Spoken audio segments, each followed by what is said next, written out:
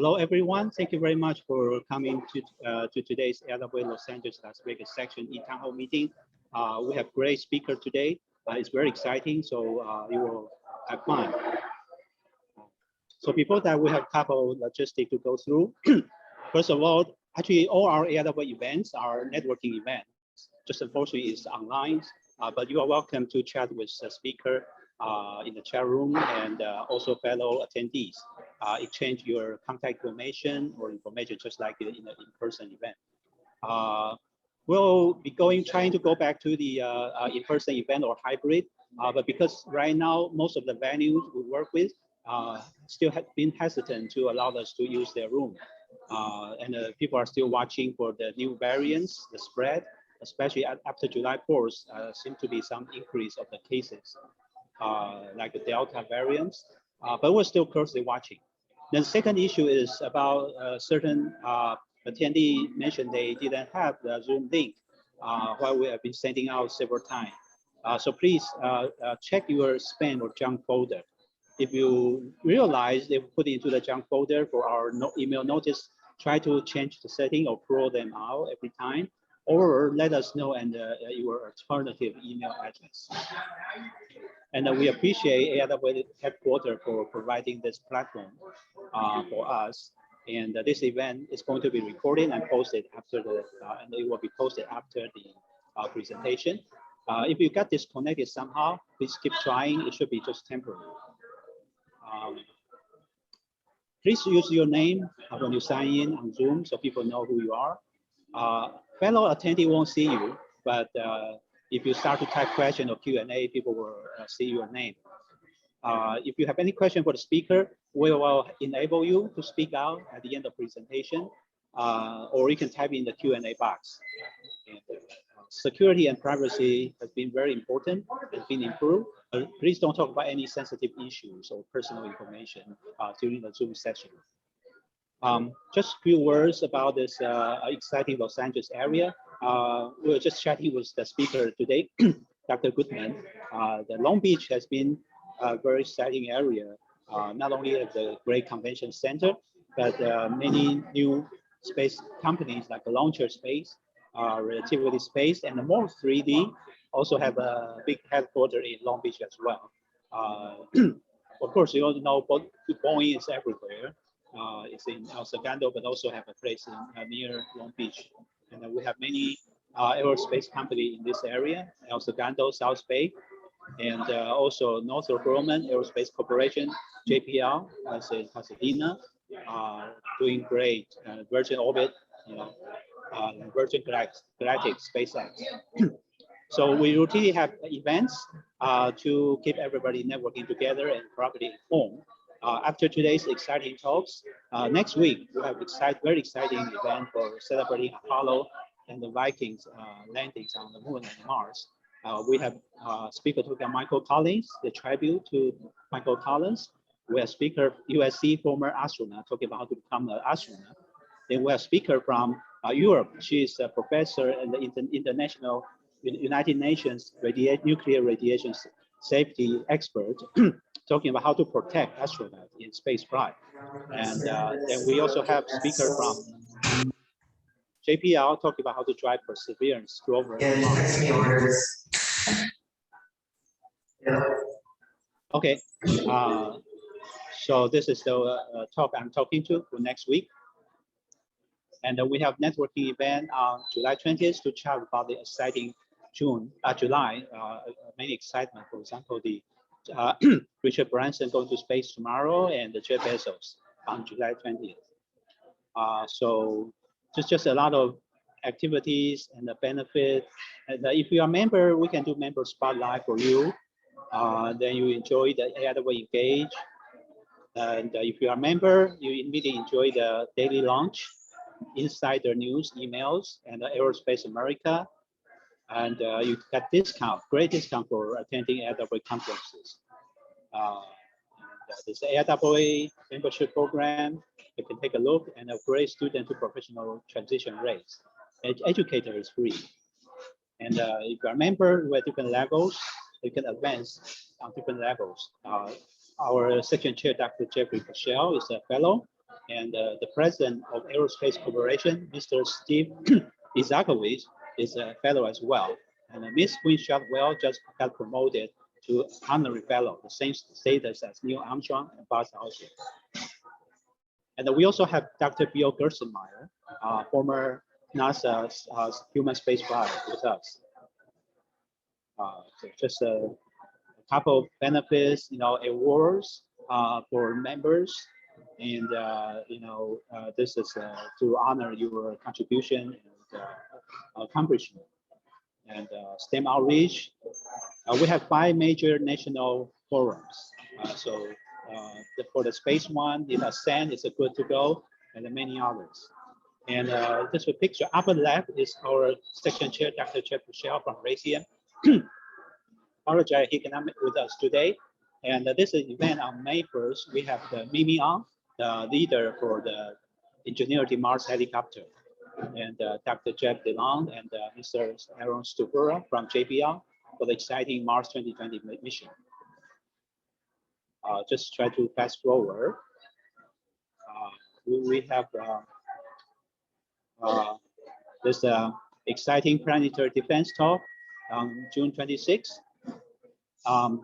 So today we are honored and very happy to have Dr. Bill Goodman with us. He's the president and CEO of Goodman Technologies and GTNANO LLC in the defense, aerospace, and new space market. Every April, we have a new space conference, and so we wish Dr. Goodman can join us.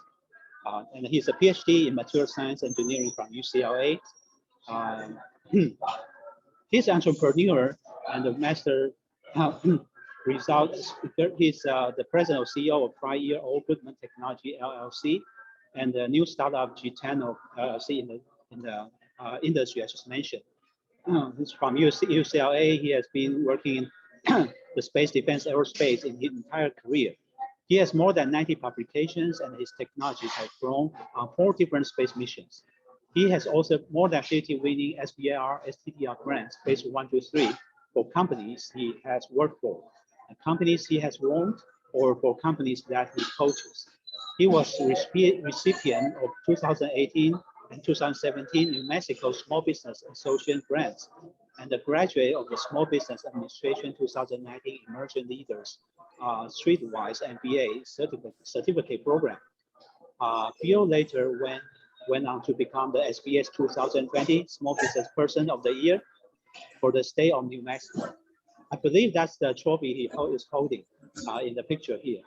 He's a fellow of the International Society of Optics and Photonics, SPIE. I happen to be a member of that society many years ago. It's a very renowned organization, almost like AIAA. And there's a partner in Vista Business Group nationwide and investment group for the middle market. Goodman Technology LLC is a new space company performing research and development of 3D additive manufacturing and advanced material for the most demanding and extreme environments. GTNANO LLC is a company that will manufacture them. So without further ado, let's welcome Dr. Bill Goodman.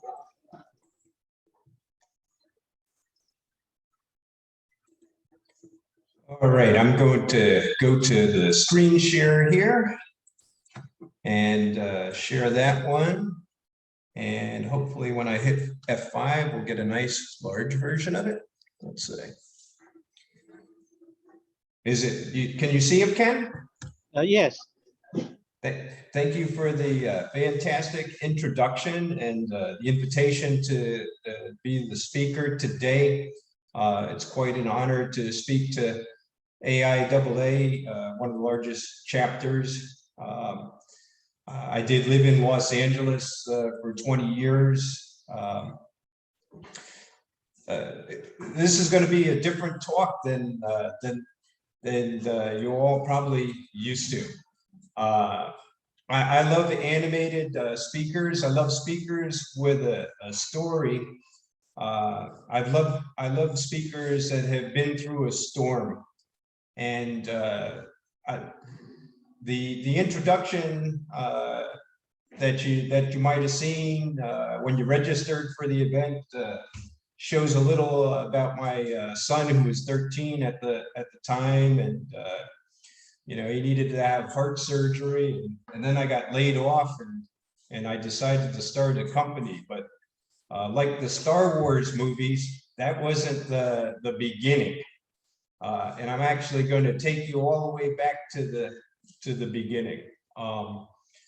I've heard it said that you're either sailing into a storm, or you're in a storm, or you're sailing out of a storm. And so, you know, I like to look at my life as like a chapter book. There have been some different chapters, and I'm going to share a few of those with you now, and hopefully it will give you some value about the psychology for success, not only in leadership, but in life, and dealing with events in life. What I like about AIAA and the space community, we're all adventurers. It is the last frontier, like the Star Trek movies. And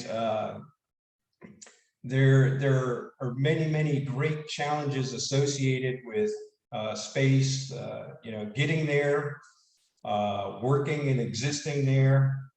You know, it's just a tremendously harsh environment once you leave the magnetosphere.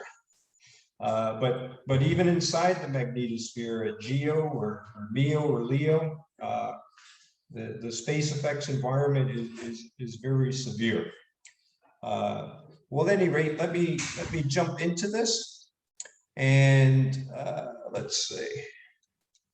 Should be able to do that. Yes. So I'm going to start with chapter 3. Chapter 3 is about starting the business. Then I'm going to jump back in time to chapter 1, and I've called that chapter The Destruction. And then chapter 2 will be the Reconstruction, and it lasts for a while.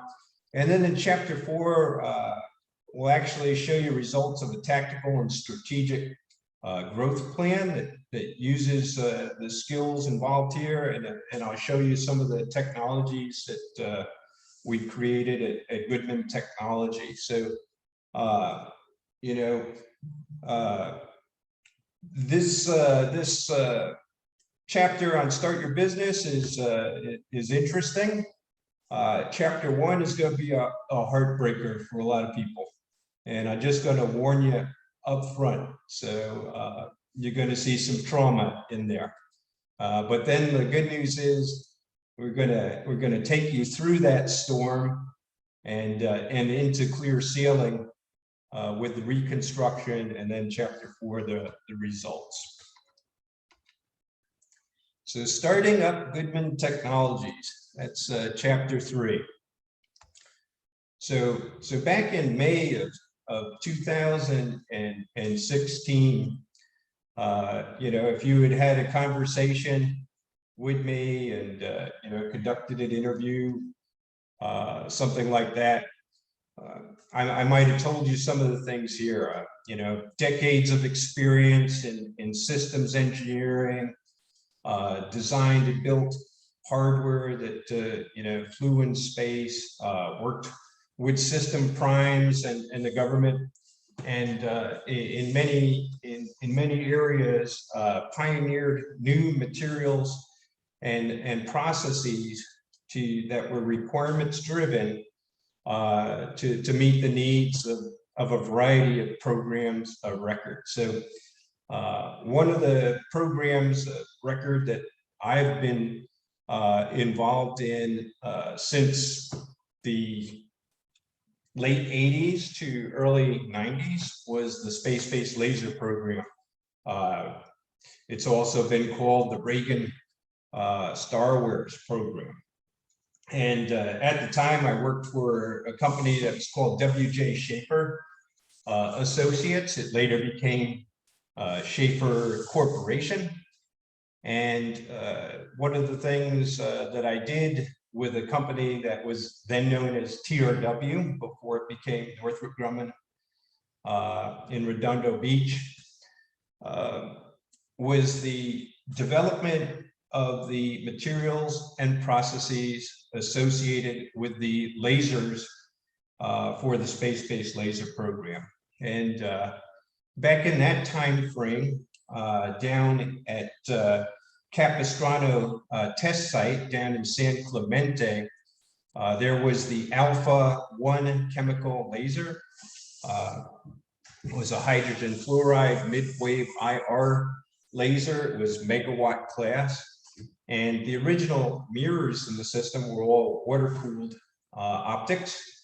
And the team that I worked with, we created all the original technologies for uncooled optics. And these were mirrors made with single crystal silicon.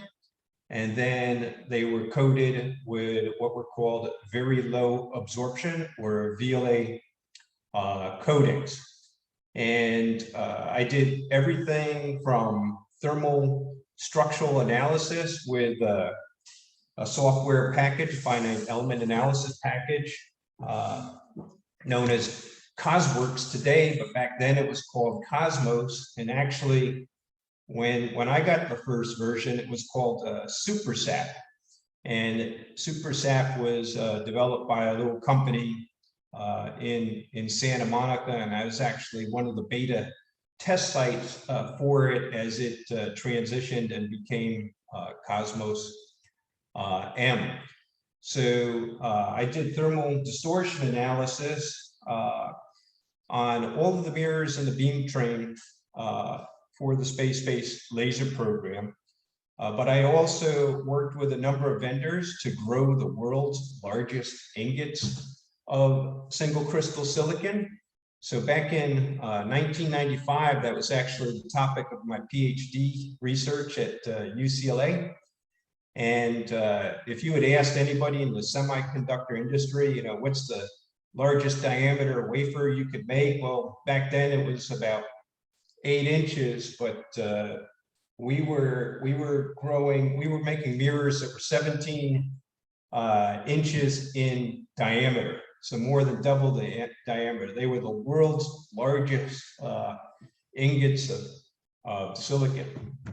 Well, after a number of years, I think it was around 2001 or 2, the space-based laser program went away, and another program came along, the airborne laser program.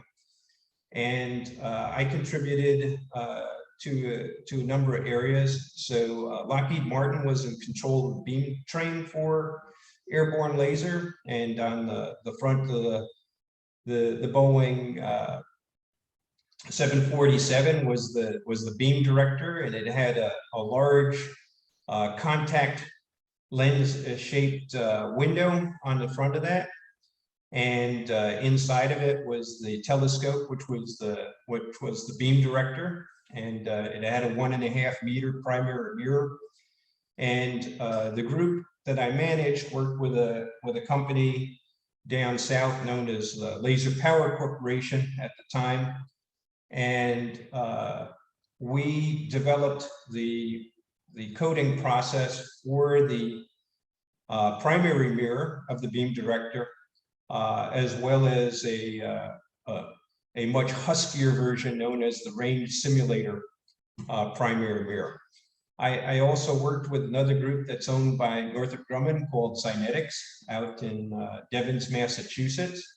And I did the thermal structural design and analysis of the 2 deformable mirrors that were in the beam train. One was called the focused offload deformable mirror, and the other one was called the AC BC. And those deformable mirrors started out with a round mirror in a square box, but ended up with a round mirror in a round box. Another high energy laser program back in the day was THEL, the Tactical High Energy Laser System for the Army, and subsequently the Nautilus program. And I show a picture down there. I don't know if you guys can see the arrow, but this is the window on the beam director. And the group I worked with at Schaefer, we did extensive design and analysis of that window to make sure that it could meet all the thermal, structural, and dynamic requirements, as well as transmission through the window. So we were looking things like optical path difference. Then there was a program for the Missile Defense Agency with the Air Force called the Space Tracking and Space Surveillance System. And I made mirrors and telescopes along with the coatings that go on the mirrors. This was a very stressing set of requirements because the system's designed for low Earth orbit. You're going in and out of the sun 8 times a day, so you have thermal gradients.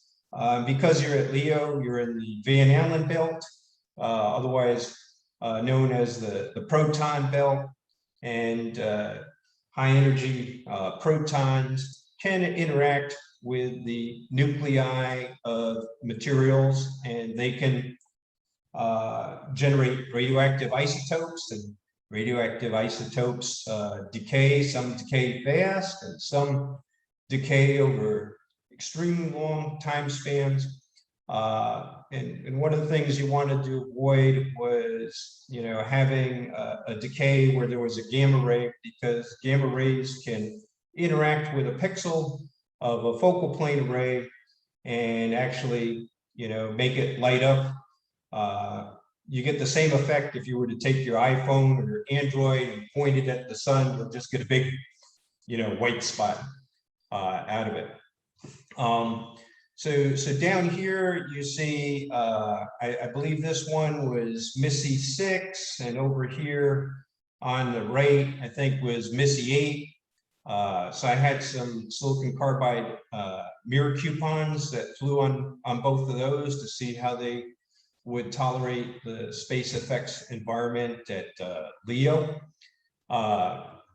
This telescope here is an all silicon carbide telescope, and it has a mirror technology that I was the co-developer and inventor of when I was at Schaefer. It's called SLIMS. It stood for Silicon Lightweight Mirror Systems. And over here you see one that was actually made as a fast steering mirror substrate. And on the outside of this mirror, you basically have a solid silicon shell, and the inside was made of a silicon foam. So it's very lightweight and stiff, kind of like the way birds are designed. Anyhow, a few more things here, some other telescopes. Most recently, this is a design of our Cubesat. It's a proximity imaging Cubesat telescope, or PICT, PICT for short. And this one here is actually one of the first ever built large aperture, common aperture systems. So both RF and laser comm on the same device. It was tested in Albuquerque, New Mexico, back at the big wooden trestle there, and demonstrated signal separation. So anyhow, all these cool materials and processes and systems and subsystems couldn't have been done without the help of A-teams, multidisciplinary teams of scientists and engineers. You had to design, analyze, and build. I had held multiple management positions, progressively more responsibilities and things like that. And then at the end of May, going into June, life happened. And I'll tell you what happened in a moment, but not right now. All right, June 12th, everything's going along pretty good. Went on on my first and last hot air balloon ride, because I live in Albuquerque and it's known as the hot air balloon capital of the world. I had my 3 kids and my niece on there with us. As you can see, the balloon's in the street in the middle of a neighborhood. Well, we crash landed. And you know what they say, this is what the penguins of Madagascar say, any landing you walk away from is a good landing. And that's what the pilot had to say that day. Then, you know, less than a week later, we have the big event. My son Cameron, we were at church, and my son Cameron, who was 13 at the time, he walks up to me and he says, "Dad, my heart's doing that thing now." And so I put my hand on his chest. And has anybody seen the movie Aliens, where the alien is like trying to bust out of the person's body? Well, that's what his heart was doing in his chest. I thought it was literally going to break his ribs. Well, the following week, we took him to the only pediatric cardiologist in the entire state of New Mexico. There's only one. And she says, well, I don't have a heart monitor to put him on. And we told him, well, you know, we're about to go to Costa Rica for a 2-week stay, you know, family vacation. It's all paid for and everything. And here's what the doctor said to us. She said, well, it hasn't killed him yet, so you'll probably be okay. Well, we went to Costa Rica and we had an amazing time. This crocodile here, you can see the head on this crocodile is as big as this guy. Now, this guy is called a Jimmy. Jimmy is not his name, it's the job description. And you can see that this Jimmy is up to his calves in mud and is about to hand feed this crocodile. Now, this crocodile had a name, according to tour guides, and that was Osama bin Laden. And we all got to hold Osama's tail. This was the enormous reptile. And here's a nice tree frog. Well, my son had one event while he was playing video games. He happened to be lying down in bed, and we made it back from Costa Rica. And at that time, I was the vice president of a San Diego company, and I was accustomed to going from Albuquerque to San Diego twice a month to do my business meeting. And I was informed on July 15th, that Friday, that I was laid off, that my business division that I was leading had been sold out, and the buyer of the company hadn't been paying their bills, and they couldn't afford to pay the overhead. So here I am with a kid that needs heart surgery, and I'm laid off from my job. Well, I tell you what I did. That same day, before I even left the parking lot, I was on the phone to a CEO, and we had a very short discussion. And Saturday we had day 1 of the interview, and Sunday we had day 2 of the interview. And an amazing thing happened. He asked me a question. He says, well, we've got these engineers that need coverage, very specific type of engineer. And what would you do? And I said, well, there's a guy I'd like to hire who has a bunch of RF. And he cut me off right there. And he said, no, we only have the resources to hire 1 people. You know, you'll have to do this all on your own. And so a little voice in my head right then said, Bill, start your business. And it literally, that's what it said. Bill, start your business.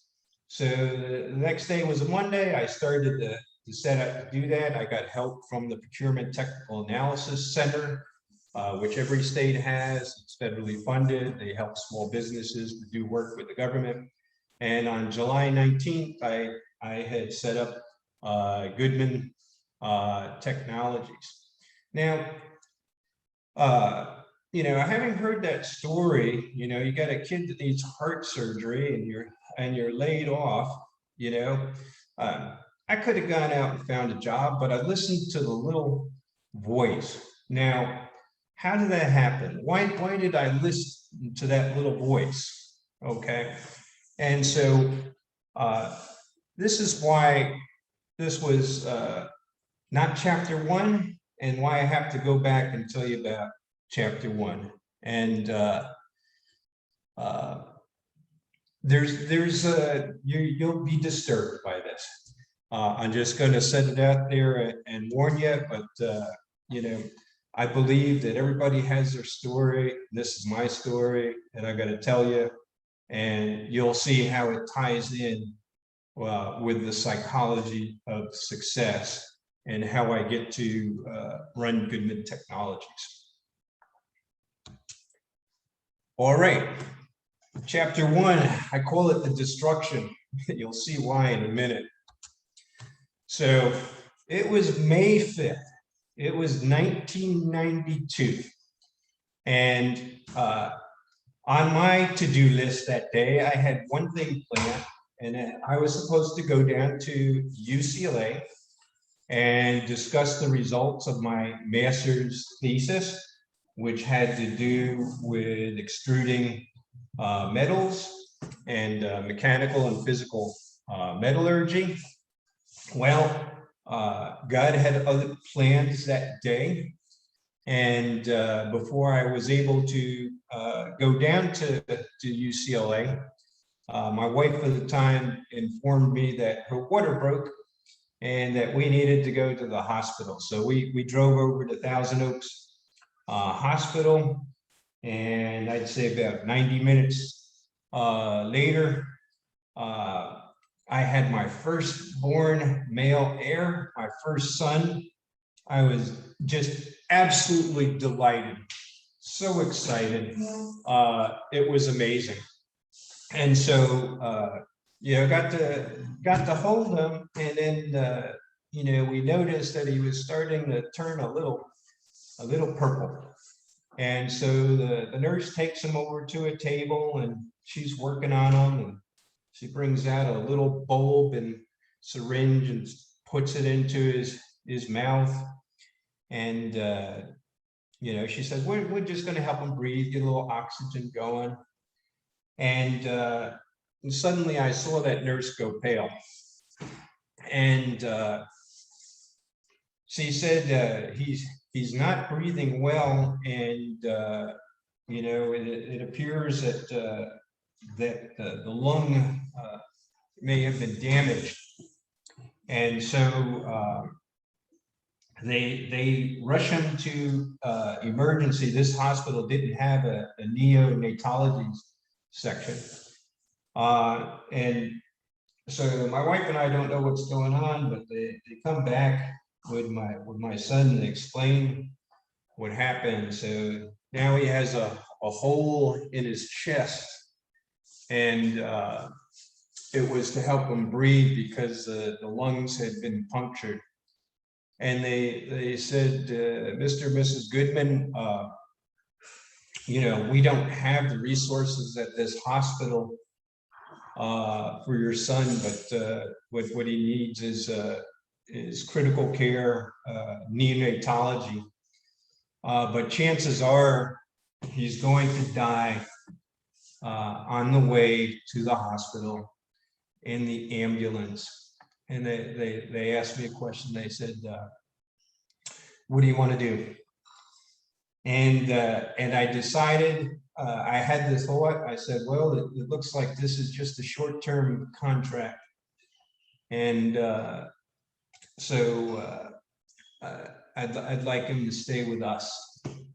And so at that point, they handed me my son, Brandon, and I was holding him, and he was still hooked up to a heart monitor. And I don't know how long I held him, but what I do remember is seeing the monitor and the heartbeat just flat screen, and the alarm that went off when it flat screen. So here's what I've come to learn happened that day.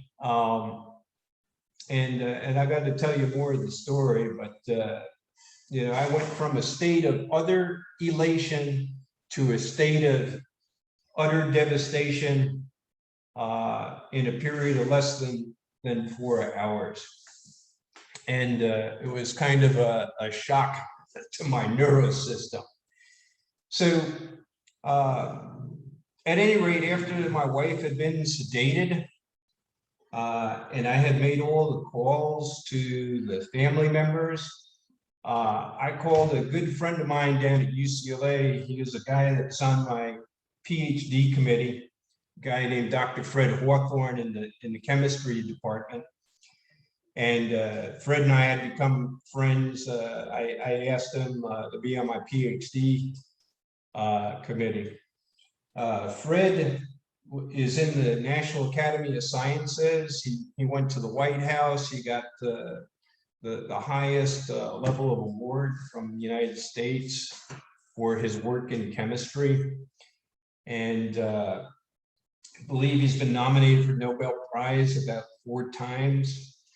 And he worked with Werner von Braun when he was a young chemist in Alabama. And Fred pioneered the chemistry of boron hydrides, which is used as rocket propellant fuel. Anyhow, brilliant man, one of the most humble I've ever met, with 100% certainty. And Fred said, well, what did you have planned the rest of the day? And I said, well, I'm supposed to come down and do my master's thesis presentation at UCLA. And he says, why don't you come down? I'll meet you there. I'll sit in the middle of the hall. You just go through your slides. You look at me the whole time. Just focus on me. You'll get through it. And then, you know, you can go back and take care of the next thing on the list. And so that's what I did. I went through the slides and people asked questions. They answered the questions. They applauded, and you know, and I met with Fred again, and I went back home. I called UCLA. I called the professor. It was midterm week or finals week. I had one the next day, and you know what they said? They said, sorry, you're going to have to come down and take your exam. And so I actually went down the next day and took the class that was on fatigue with George Sines, who has an equation named after him. And I was asked to sit at the front of the room facing the classroom. I don't know why. I didn't ask why. I just kind of did what I was told. And I still had to study for other exams through that week and the next week. That afternoon, I had to go out to Burbank, to Forest Lawn. I had to pick out a casket for an infant, you know, a burial site, make arrangements for the funeral. It was just really, really heavy. Now, anyhow, time passed. 4 years later, my ex-wife never really recovered at all from the event. And, you know, we ended up getting a divorce, and I fell into a depression. And after feeling like this for quite a while, I finally went to see a doctor, a regular doctor, and he told me I was depressed, and he gave me a medication for it. Well, I'll tell you that time went by, and I got worse and worse and worse. And you know, I just didn't know. I just had an emptiness. And I'll tell you what, every May 5th or several weeks prior to it, I started to get really anxious really agitated, short-tempered, bad sleep, waking up in the middle of the night, loss of appetite, and all these kinds of things. And so that's what takes us to the next chapter, chapter 2. And this one is called the Reconstruction. And I'll tell you, this was rebuilding Bill Goodman.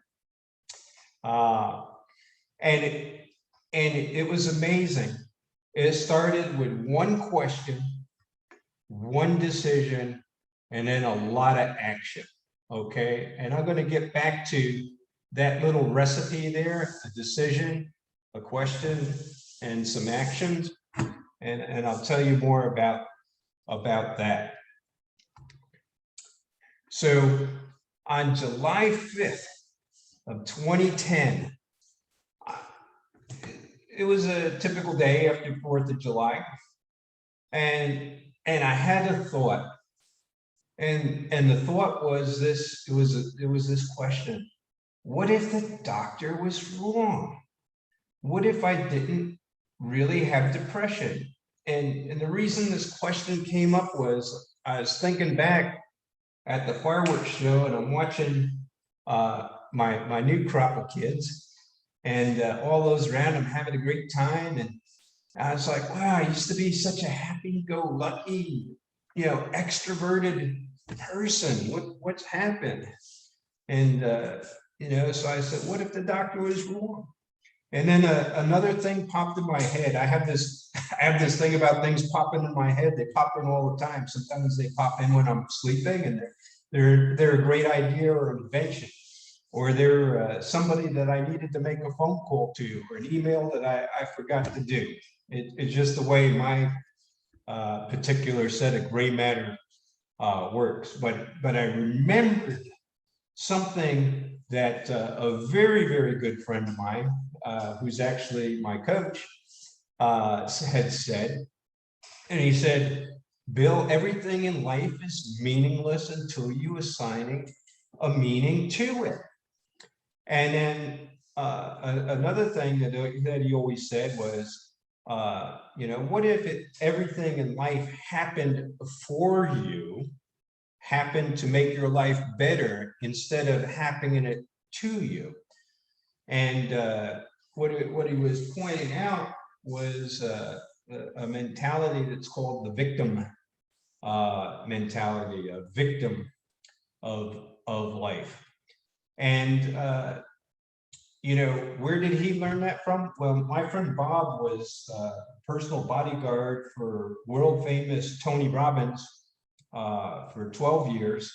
And then for an additional 4 years, Bob was a training coach for other coaches. And he was quite good at this. And in fact, Bob has survived 267 cancer surgeries and just keeps on ticking. He has more lives than a cat. But for me, getting back to me, at that time, I decided that, you know what, I'm not going to let this thing beat me, whatever it is, and I'm going to go. I'm going to do whatever it takes to become the Bill that I used to be, the positive, the energetic, the exciting, the fun, the passionate Bill. And I made that decision, and I took action. Now, from here on, I'm going to share a number of things that actually tie into the topic. I had to take you through, how did I get the mindset that allowed me to start a business when your kid may die and needs heart surgery, okay? So I'll tell you that I've done thousands of hours of study on the topic of coaching. I've gotten certified by the Integrated Wellness Academy in Los Angeles. I've looked at numerous videos of all kinds of positive speakers. I've read dozens of books.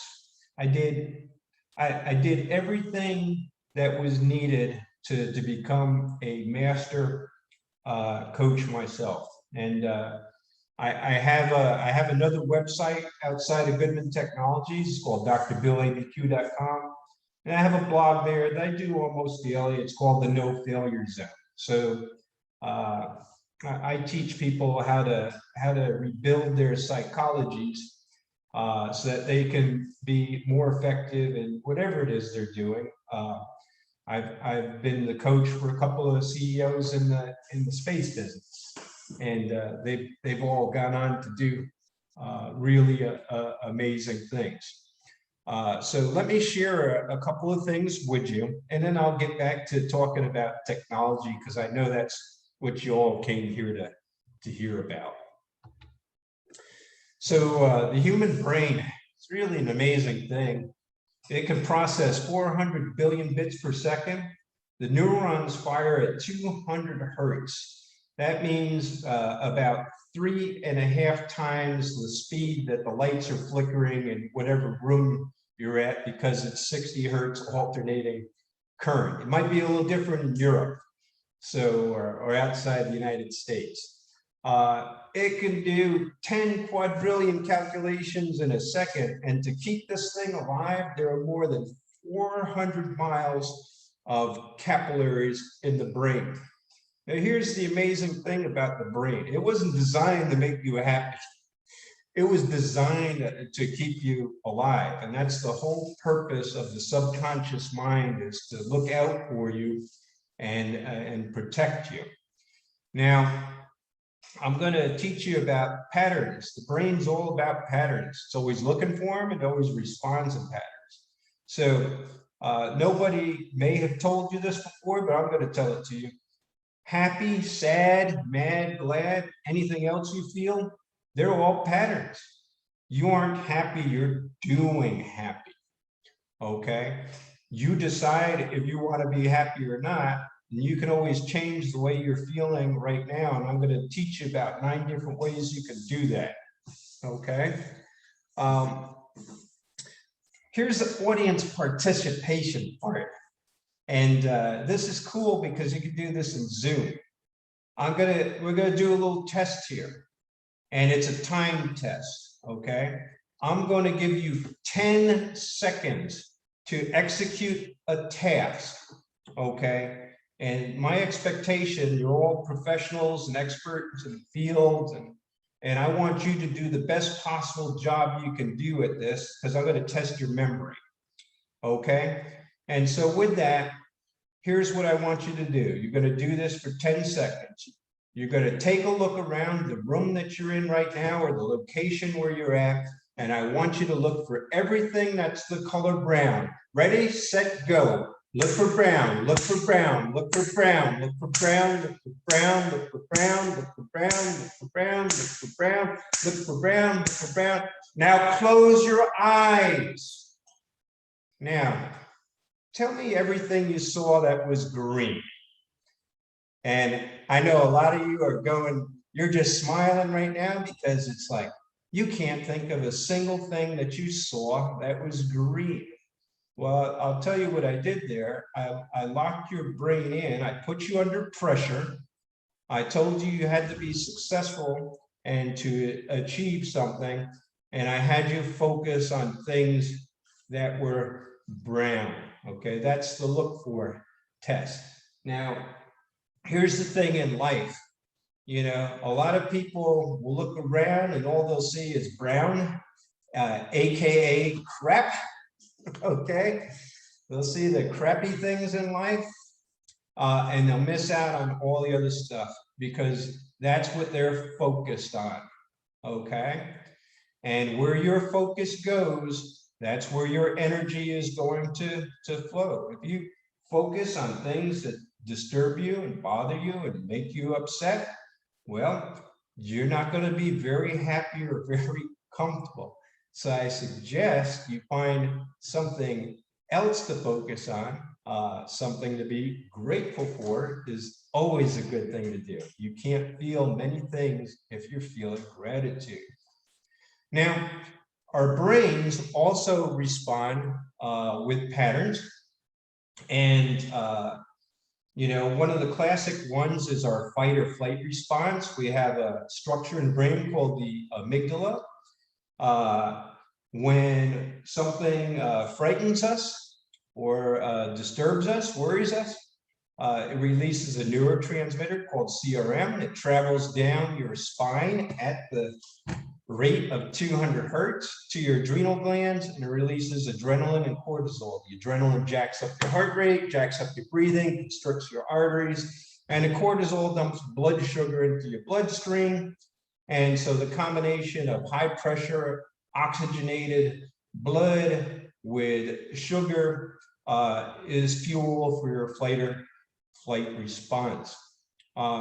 Here's another thing about the brain. It always wants to be right. And here's my proof that's true. Every morning I look in the mirror and I say, wow, what a good looking guy you are, Bill. And as you could see, that's not true.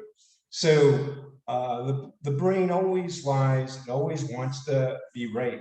Now, here's the cool thing about patterns. Patterns can be interrupted. You can change your physiology. You can change your biochemistry. I can eat chocolate. I can drink coffee. Some people might want to, have a beer or a glass of wine. All those things are going to change your biochemistry.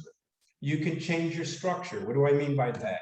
Has anybody ever seen a depressed person before? Maybe one that had to be hospitalized or whatnot. Typically, their shoulders are hunched. They're looking at their feet. They may be in the fetal position, in a ball. They have make eye contact. That's structure. And then there's movement. So you could see I'm a very animated speaker, but if I just talk to you in a very slow and boring and dull voice, that might change the way you feel about the speaker. But I'm not going to do that anymore. I'm going back to animated Bill. Then there's language. I told you the brain's a liar, but it's also always asking questions. What would happen if? What if I do that? Is this going to hurt me? Is this good for me? And that's all it ever does, is asking questions. Now, you got to be careful with the questions you ask yourself, because the brain also wants to kind of manipulate things to always be right. And, if you tell yourself today's going to be a crappy day, well, guess what? Your brain's going to find 100 different ways to make it a crappy day for you. Okay, so I always tell myself I'm going to have an awesome day. My brain's always looking to how awesome can it be. And then there's things like TV, transformational vocabulary. You want to use a softer language. My wife was talking about contractors and asking about one. And she's saying, well, is this guy going to charge me a lot? Is he going to rape me? And I said, honey, you might want to consider a different word. How about a word like exploit? Or some people like to say, I'm furious, I'm angry, I'm really pissed off. How about using the word peeved? I'm really peeved about that, and do it with a smile and see how you don't go from a scale of 1 to 10 in intensity. Maybe you only go to 3. It really helps. And then there's values and rules and beliefs about things. If you value something, it means that you expect that it's going to make you feel a certain way. And then there are rules. And, when I put expectations on my kids that, you need to clean up your room, if you don't clean up your room, I know that I'm going to be upset about that. I'm going to be peeved about that. And so, we have to watch the rules that we make. So now with that, I'm going to talk to you about states or states of emotion. These are things like, we've all gone to a scary movie, right?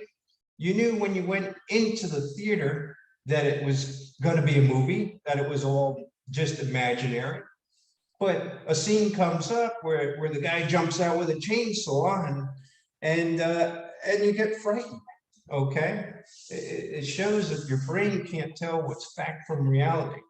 Another way you can change your state, you can go for a run, then you're going to generate endorphins.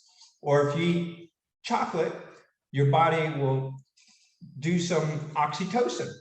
Likewise, drinking coffee, that's a stimulant that changes your body chemistry and also changes the way you feel.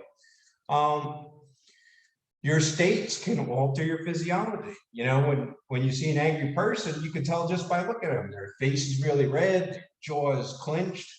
We already discussed the depressed person. And then the other thing to know about states or states of emotion, they're synonymous with your feelings.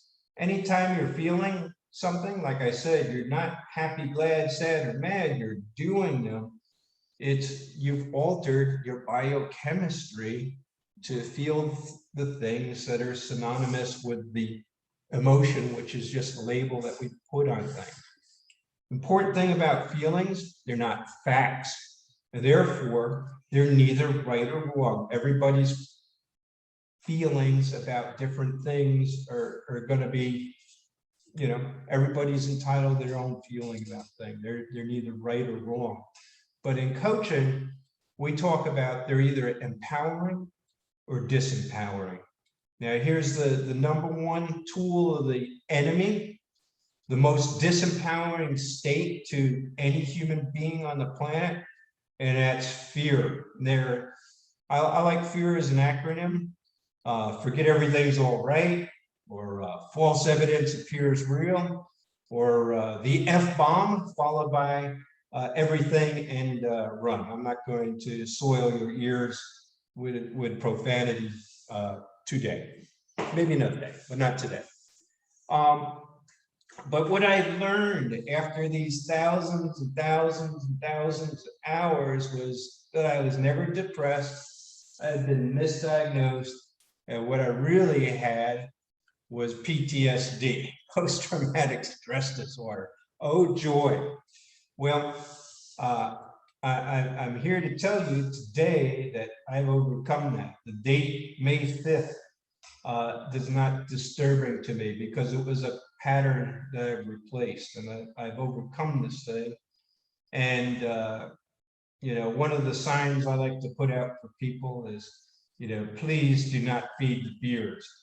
The thing about fears is they're all imaginary. They all take place in the future. Fear is really just two things. It's a feeling like you're not going to get what you want, or it's a feeling like you're going to lose what you have. And it's all really just made up in your mind.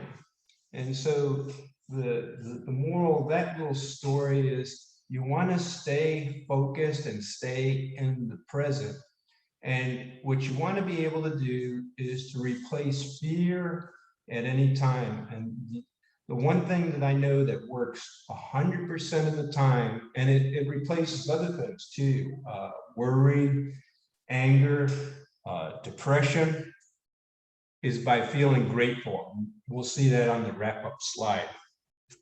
So let's talk about that. So gratitude destroys fear and anger. That's a key lesson.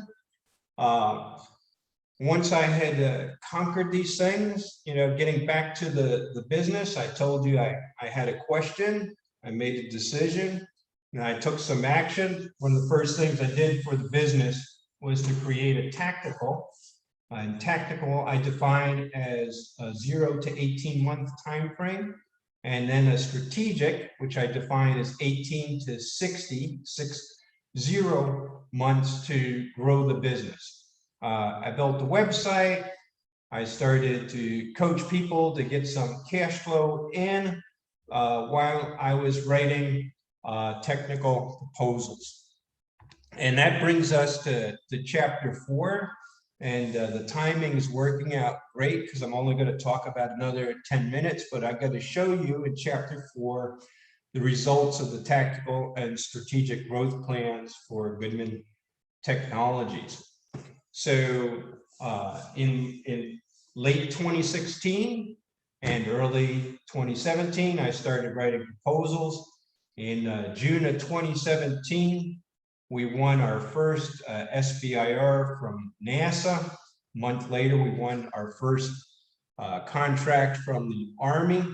And for NASA, it was on 3D printing and additive manufacturing of silicon carbide large optics, so traceable to future observatories for NASA. So the large infrared telescope of the future, the one that would replace the James Webb Space Telescope, is now known as the Origins Space Telescope. In June of 2018, I converted the NASA Phase 1 in a competitive down selection to a NASA Phase 2 project, which is since completed.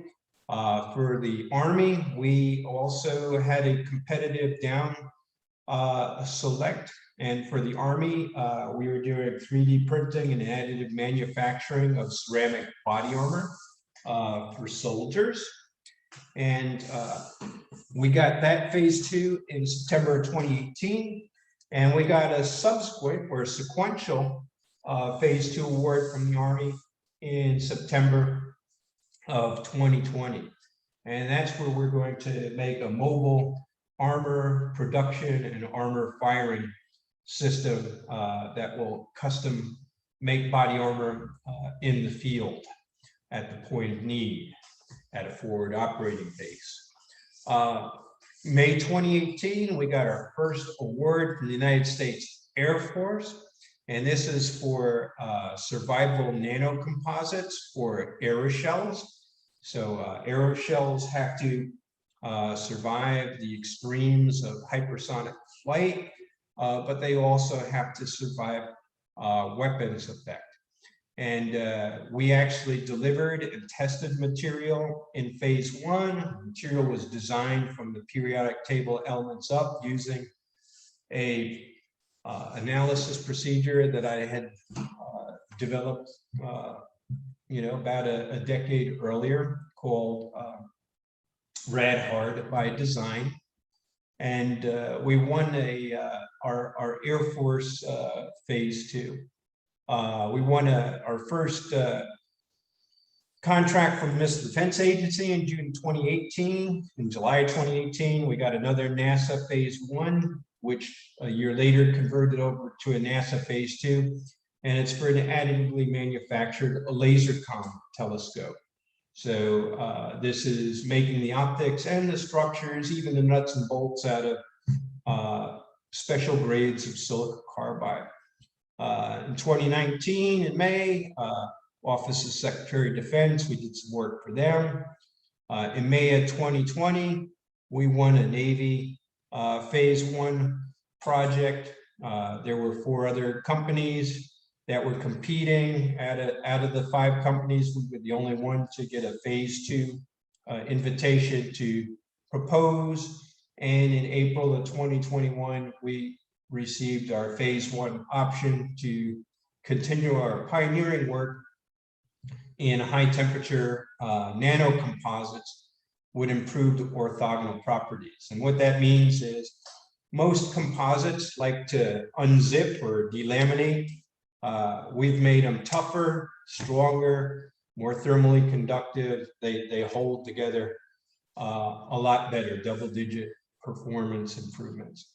And we've demonstrated that in 5 matrix systems to date. So epoxies, bismuth imides, polyimides, and ceramic matrix composites as well. In August 2020, we got a NASA Phase 1 for 3D AM thermal protection systems, and we hope to do some ArcJet testing at Ames Research Center in September. And then the proximity imaging Cubesat telescope that I showed you a picture of, that had also started then. So here are the processes and procedures that we've created at Goodman. So direct ink writing, otherwise known as robocasting for ceramics and other types of custom engineered nano paste.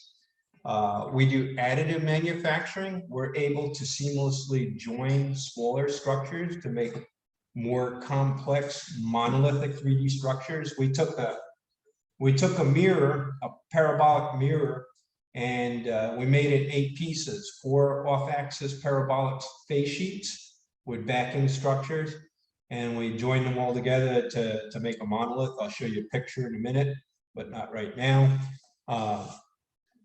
We developed our own process called the Z process, which is patent pending, and this works for our engineered nano ceramics and nano ceramic nano paste. We've done a little bit of work with nanometallics and nano ceramic alloys. We have something that's for high temperature that we believe is nicely super plastic. We do molding. We do all manner of composites manufacturing. So these are continuous fiber or fabric layups. And then the nice thing is we've got another 18 present here. So we do all kinds of design analysis and modeling, thermal, structural, dynamics, electromagnetic, and also radiation modeling. So you can take these new materials, you can model them, and then you can build things out of them. And here are some of the things that we've made. So top left corner, these were mirror substrates. Originally, these little ones here, 30 millimeters on the side. We then made them in 60 millimeter on the side, took 4 of those, joined them together to make 120 millimeter squares with lightweighting. We've made worn trusses. We've even made coarse and fine threaded nuts and bolts. This one's very impressive. It has 80 threads per inch, and this is made out of silicon carbide. You can make reaction control thrusters out of it. We made a continuous fiber ceramic nano composite. This is pre-preg for 6-6. This is allows us to make extraordinary things for very high temperature. Here are some 3D printed optics. Here's an off-axis parabola, and here's one with a very fast F number or deep dish, if you will. We have some that are super dimensionally stable by nano compositing with carbon nanotubes. Here's results of testing of armor at the Army Research Laboratory. And here's some shielding that we've made. And down here on the bottom left, you can see that the 3D AM silicon carbide polishes up very nicely. Here we are showing very high temperature demonstration material.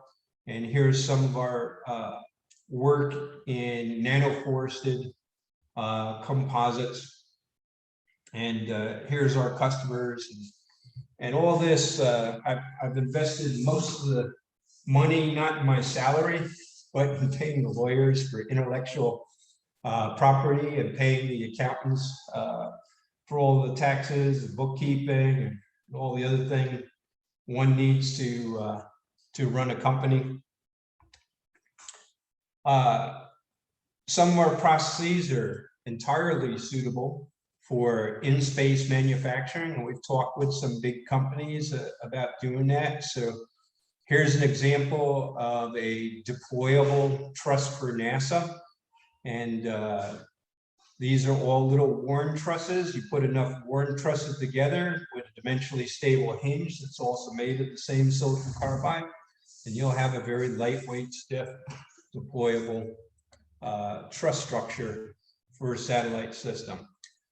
Here's the CAD rendition for our laser telescope, lasercom telescope. And so you can see again, we've got the trusses, we've got the mirrors, we've got the bolts. So theoretically, we should be able to make all the pieces and bolt it all together and inexpensively and rapidly produce these.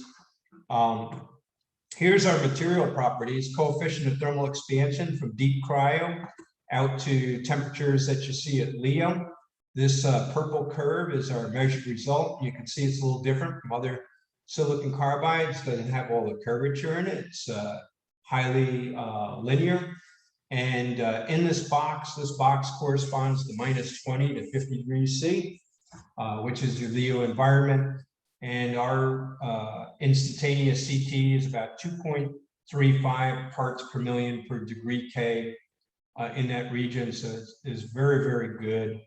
And this is our latest achievement for NASA. This is a 30 centimeter off-axis parabola, and this is the radius of curvature, 350 millimeters. It's for this telescope over here, and this was made in 2 pieces and joined together to make a monolith. And so again, we could join pieces of this size to other pieces and make ever larger things. And now we have some things that are good for hypersonics, and they survive radiation effects. They've been tested. We call this our GTNANO shielding. It would be good for data centers. It would be good for making structures, protect processors in space from the radiation environment. And it's lightweight and dimensionally stable. So the same thing that you need for shielding also makes your structure, and the structure doesn't change its shape as you go in and out of the sunlight. So it's another very fun technology that we've created. And I'm about 2 minutes over my hour, but the good news is I am on the last slide. So to recap, in 2019, I did the Small Business Administration's Emerging Leaders Streetwide MBA certificate program to learn how to become and do all the things that a CEO needs to do. My classmates found me very entertaining and engaging and helpful, so they voted me to be the class spokesperson for the graduation ceremony. The attrition rate in the program was 50%. This was not easy. So imagine running a business full time and going to school to do this. And there was coursework and reading, and there was coursework outside of class. And our group was called the Alphas. I had 3 women CEOs, which gave me a tremendous perspective on a lot of aspects of the business that I never would have gotten if it weren't for the other Alphas. And out of the various groups that were in our class, the Alphas were the only ones that remained 100% intact. There was no attrition in our group. The following year, I was supposed to go to Washington, DC to get that award. I got it in the mail, I think, by Amazon Prime. But I was the SBA Small Business Person of the Year for New Mexico. And in March of 2020, when a lot of companies were going out of business, I chose to start another business, GTNANO. And as mentioned before, GTNANO will take the IP created at Goodman Technologies and it will manufacture that. So this year, through 2022, we've exited stealth mode, we've secured our IP, and we're beginning to raise capital to build that state-of-the-art manufacturing facility for nanoceramics and nanocomposites. Now, I promised you I would give you some takeaways on success for leadership, but success in life as well. And the number one step is you have to define with clarity and certainty what it is that you must have, okay? Not what you could have, or not what you should have, or not what you'd like to have. It's what you must have. And you write that down, whatever that goal, that target, that objective, that result is that you want, and you put it where you can see it every day. Put it on your computer screen, on a sticky note, put it on your bathroom mirror, wherever you're going to see it, because you want your subconscious mind to focus on connecting the dots holistically to get to the objective. Then you got to take action. So the guy who took action that I like to remind people of is Thomas Edison, the incandescent light bulb. And what Tom said was, he was interviewed once by a reporter. Reporter said, why did you try to do the light bulb so many times, failing so many times? And Edison looked at him with a strange look and he said, well, I never failed. I just showed a number of ways not to do it. And so the moral of that little story is you don't fail until you quit. Then you failed. So don't quit. Third step is you want to evaluate the results that you get from your actions. If you didn't get the result that you want, which was success, you got to adjust the strategy, go back to step 2, take some more action. Or if you did, then you go out and celebrate, okay? And I like to celebrate with ice cream, chocolate ice cream. And now I'm going to leave you with one more. Since we're all scientists and engineers and things like that, we all like equations. This one is the formula for happiness. Growth, improving yourself, plus contribution, being a service to others, volunteering, helping people out, contributing instead of taking, will give you fulfillment and happiness. And with that, I rest my case. And I'll open up for questions. Great. Thank you so much, Dr. Goodman. This is amazing, not only for the personal side, but also for the technical side, business side. Really amazing. I'm pretty sure that quite some people, they are very interested in either side of the story. So please click raise hand and you will be able to speak out.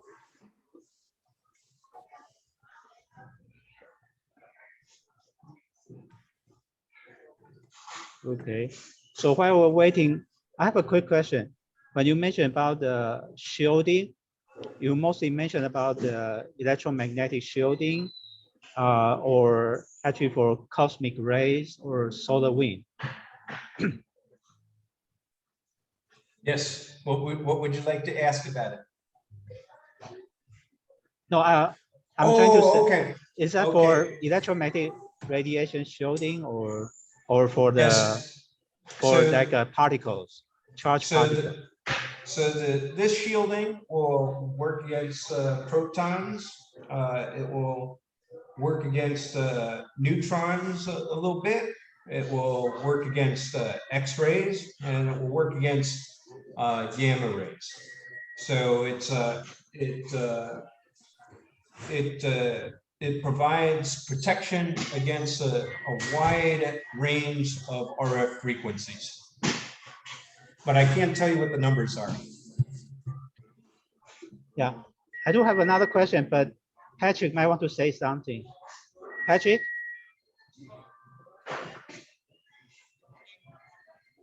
Go ahead. Please speak louder.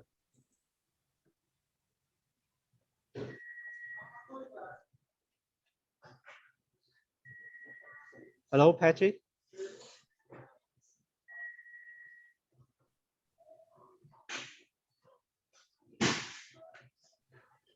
Maybe. Oh, here's some audio issue. Welcome to speak up whenever you're ready. So let's see. Anyone? Dan, do you want to say something? Let's see. Mr. Maybe. Story, Ed, do you want something to share with us? No, not really. I've just been enjoying the presentation. Thank you, Dr. Goodman. You're welcome. Thanks. Ken, this is Swati. I have a question for Dr. Goodman, if I may. Go ahead. Dr. Goodman, thank you so much for sharing your life experiences with us and such heartwarming stories. Very, very inspirational. Um, so when you were talking about different projects and programs that you have been working on in the last 5 years through SBIRs and other proposals, you mentioned about Red Heart by Design, and that caught my attention. And I was just curious to understand what are you focusing on that topic. Are you focusing on designing electronics that are red hard, or evaluating commercial off-the-shelf components and seeing how you can make them radiation resistant and mitigate the risk? Just curious, what is your focus? Sure. So the process for radiation for red hard by design is to perform the calculations for attenuation of different photon energies ranging from X-ray to gamma rays. Also to look at linear energy transfer for neutrons, which when they interact with matter can cause cascades of sequential radiation. You also have things like electromagnetic pulse and electromagnetic interference. And typically the approach that I developed and have used is to take individual elements from the periodic table of elements and combine them into compounds, and then use the design tools that I created to meet those particular requirements. So it is a very excellent question. So yes, a lot of what I learned was from a guy named Milton Ash when he was at TRW, and he provided a course at UCLA Extension I took. It was called Nuclear Hardening for Electronic Systems, and the class notes were the draft of the classical book by Messenger and Dr. Milton Ash, George Messenger and Dr. Milton Ash, called Nuclear Hardening for Electronic Systems. And so I learned everything there was to know about hardening for electronics and doing all the calculations, even how to protect yourself from a 1 megaton nuclear blast if it exploded a mile above you, and what you would need to protect yourself. That was our final exam question. So you had to show it all by calculation. So I used everything I learned in that class and in that classic handbook to come up with the process and procedure for doing that type of design and analysis. And it's all requirements driven. Okay, thank you so much. That was very useful. Thank you. Yeah, thank you, Swati. We'll listen to your talk shortly. Mr. Killick, Arrow, do you want to say something? Hi, I will have some questions, but it is kind of specific, so I will write to your website. Thanks for your presentation. It was good. Thank you.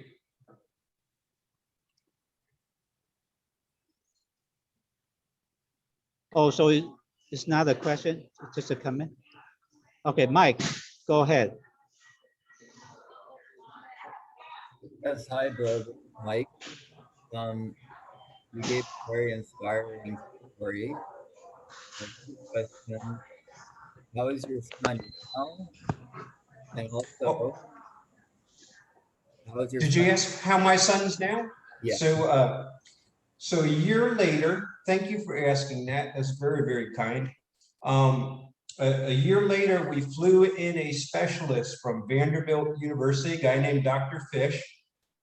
And going into the surgery, he knew that there was an arrhythmia he didn't know which one it was, so he didn't know if he would do a laser ablation or a cryogenic ablation. Well, when he started the procedure, he stuck a catheter up my son's aorta in the thigh and then came down through the neck. And when the two probes contacted the heart, it triggered the heart and arrhythmia.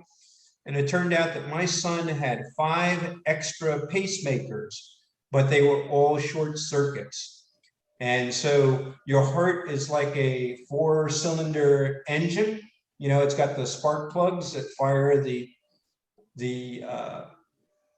different parts of the heart in order. Well, when all these would trigger at the same time, it was just random noise.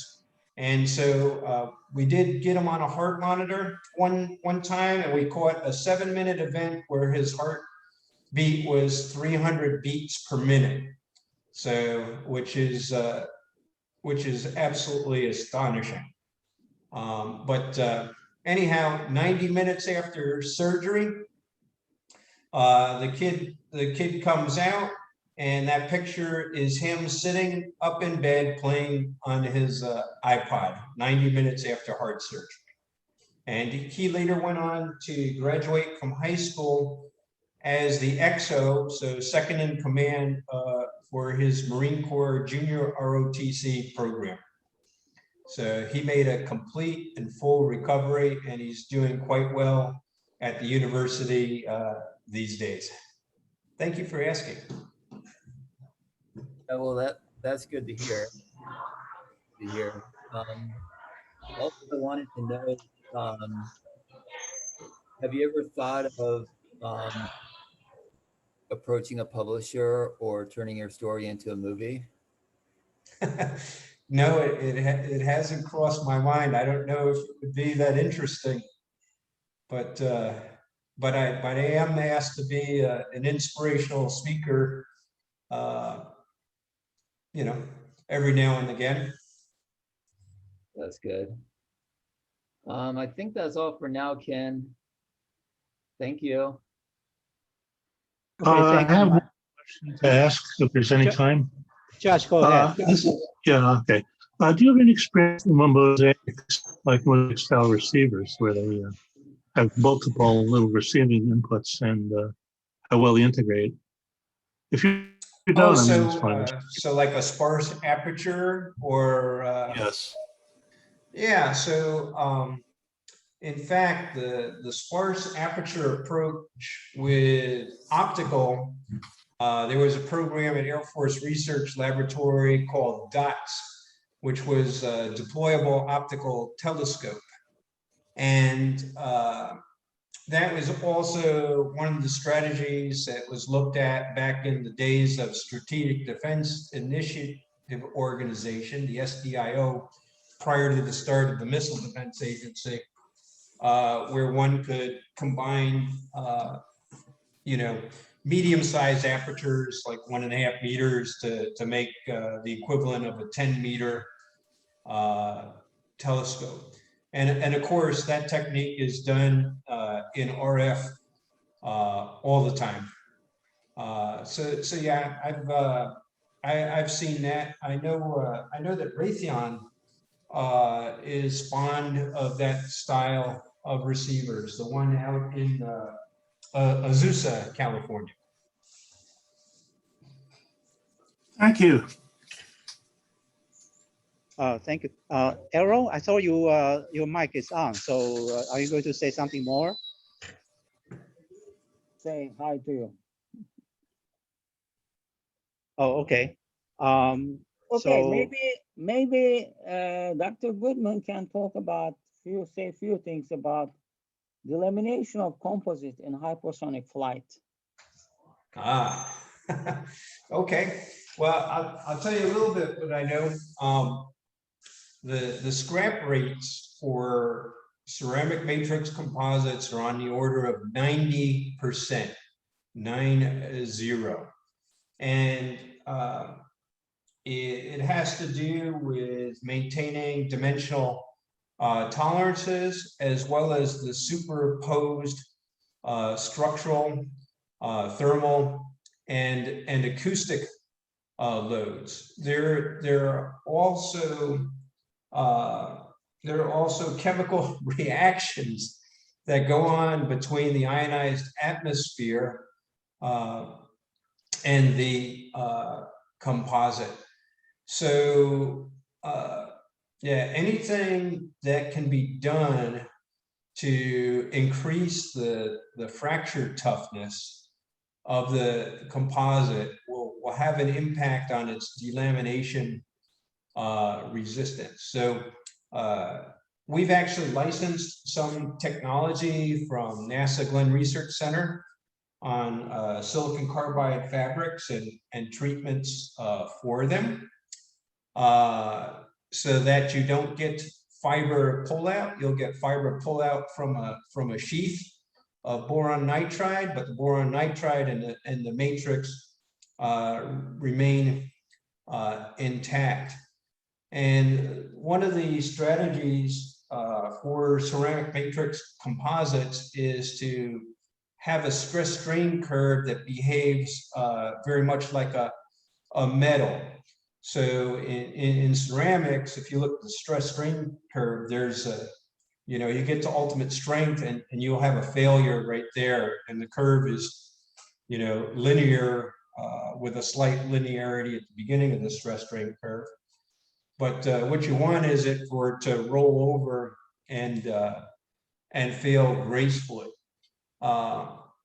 And again, looking at fracture toughness, a fracture toughness curve looks a lot like your stress strain curve, which gives you elastic modulus, but a lot of people get confused about that. What you want to happen is after the peak is for the plot to have a horizontal line where it maintains its strength or toughness. So like if you were to walk up to me on the street and hit me in the jaw, and I would just stand there and smile at you, you would know I'm a pretty tough guy. You would want to take a second swing, right? So it's the same thing with the composites. You want them to maintain their toughness under loading, because you know, you can have a delamination early in your flight, but you want it to survive the rest of the flight, right? And that's a key challenge. Another key challenge for your ceramic matrix composites, of course, are the trajectories. So sometimes you're getting a lot of heat load because you're flying through the thick part, low altitude part of a trajectory. But as you go to higher altitudes, there's less aeroheating because there's just less atmosphere.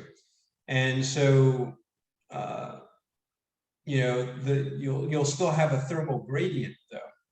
And so you only have a distortion in the material if you've got either a temperature rise, thermal gradient, or some other sort of effect that's causing an elongation. So you can have that from physical loading as well. Does that answer your question well enough? Okay, is there a thermal insulation outside the composite?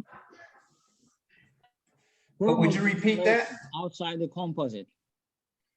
What is there a blade? Did you say is there? Will lower the temperatures and then it won't. Oh, okay. Yeah. So the type of nano composite that I have made has a specially engineered nano composite, and I call it a sublimation ablation layer. So initially, the material heats and chars, and it loses some of its mass into the shock stream, and that loss of mass takes some energy with it and carries heat away. So it's almost like an evaporative cooling effect with water. But in the end phase, the sublimation effect carries away all the mass and all the heat that you got from the bulk temperature rise associated with the aeroheating, and you get a major cooling effect. So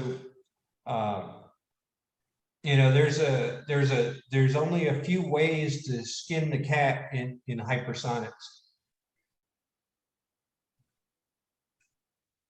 Thank you. Further questions will be in the email. Okay. All right, great. Thank you. This is really truly amazing talk, both inspiring and was also very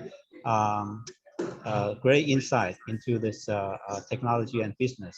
So let's welcome, thank Dr. Bill Goodman for this wonderful presentation, and hope we stay in touch and that you can come back with us again. Thank you so much, Dr. Goodman. Hey, Ken, thank you and all the AIAA for allowing me to be your speaker today. Very humbling. Thank you so much. I really appreciate the great pleasure honors ours. Thank you, appreciate it. Bye-bye now. Yeah, bye-bye, stay in touch, stay in touch. Yes, very sir. exciting, yeah.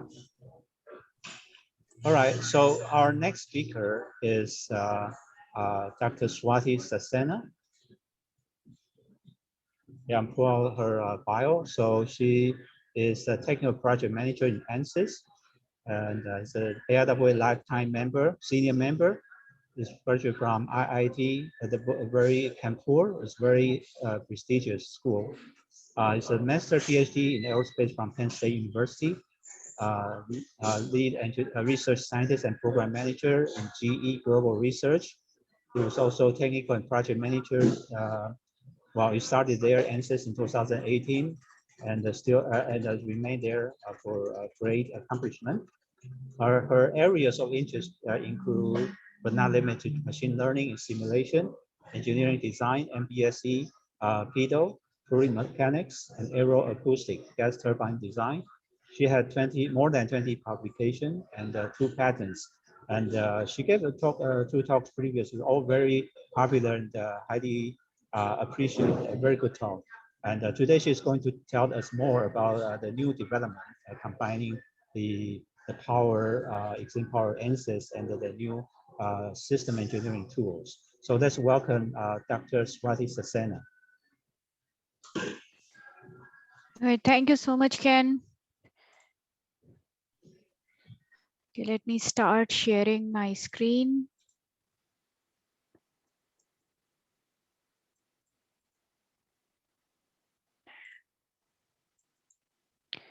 Do you see it in presentation mode?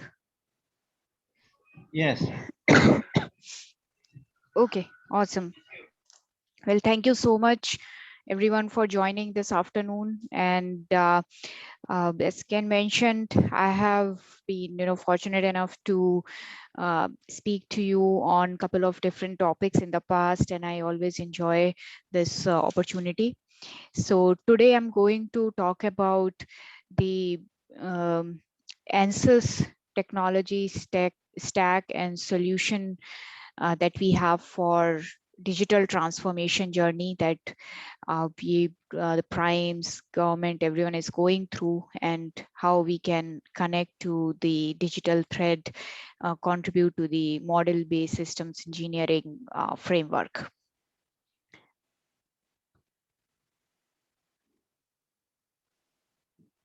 Okay, so before I start to talk about the solution itself and how we can contribute to the MBSE framework, I'd like to do a quick recap of the Ansys technologies. Just give me 1 second. Okay. Sorry, just the screen is frozen on my side. So just give me 1 second. I'll stop sharing and reshare.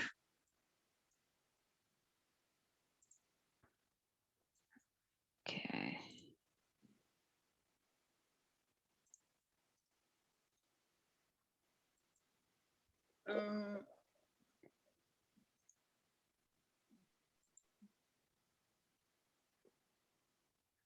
Okay.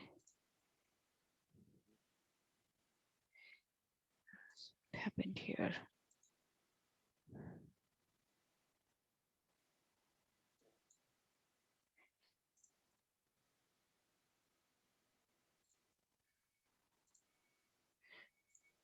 Just give me.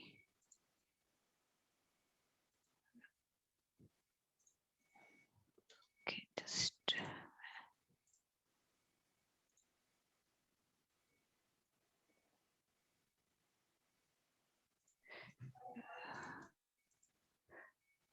Okay, I think now it's fine. I'll just start sharing it again.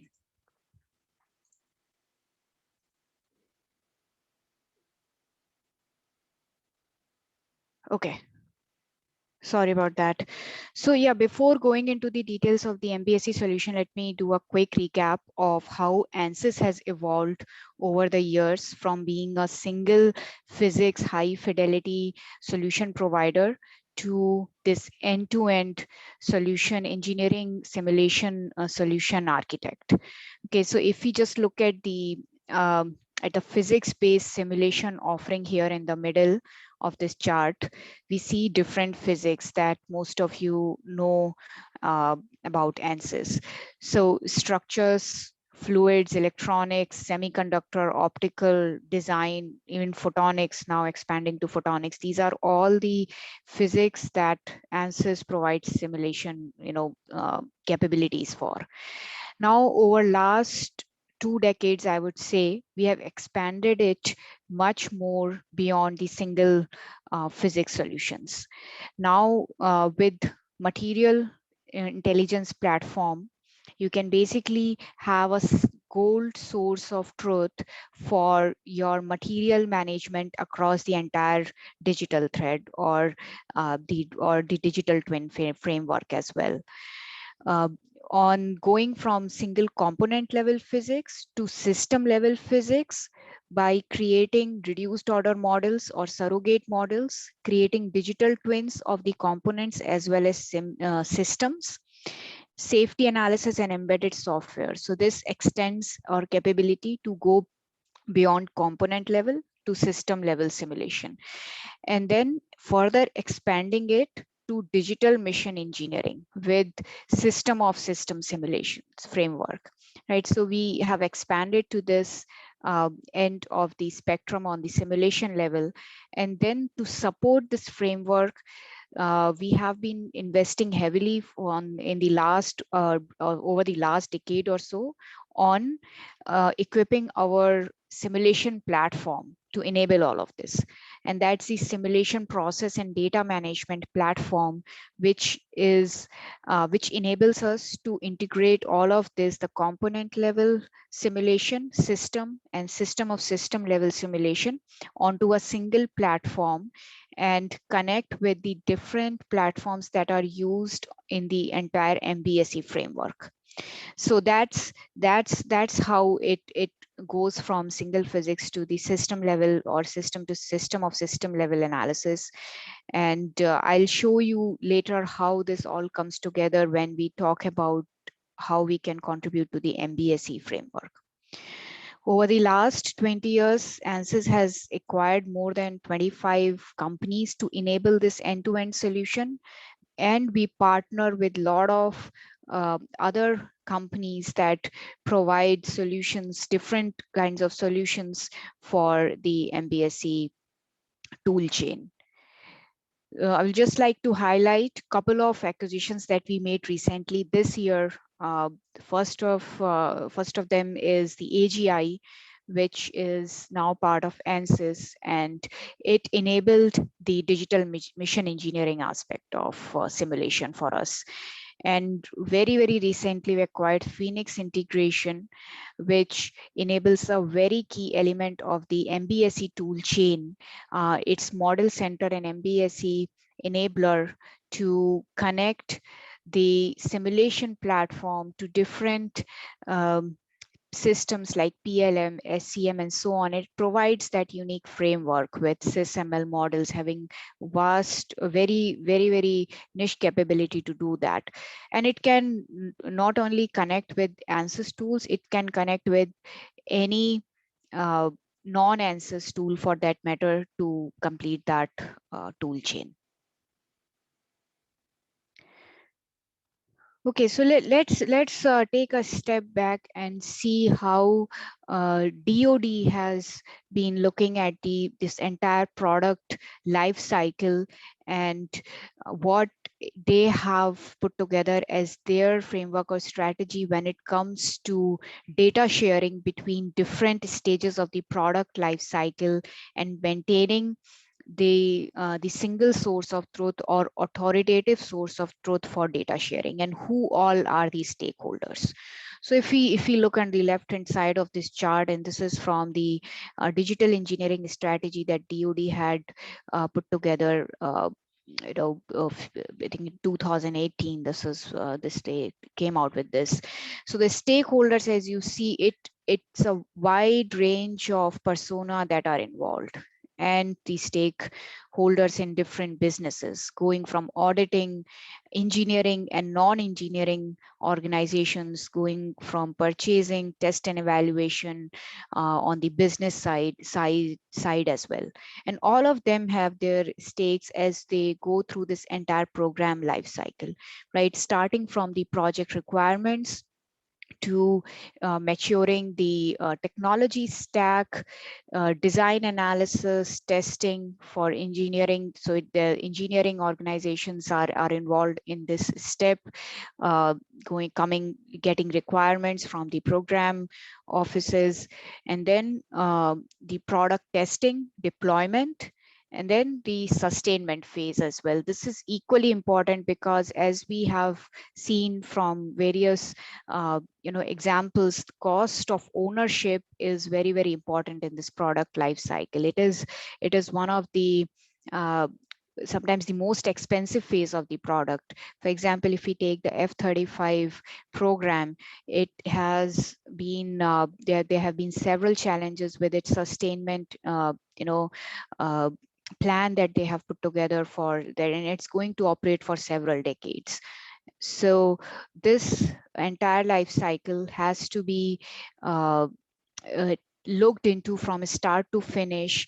And with MBSE approach, what is being planned is we have a single source of truth or the data sharing between these different stages, and enable a digital engineering framework so that it maintains traceability, interoperability, ownership of the product components, its testing, test data, materials, and everything can have a single connected framework. And that's the digital thread that we are talking about, going from design requirements all the way to the product deployment and sustainment phase.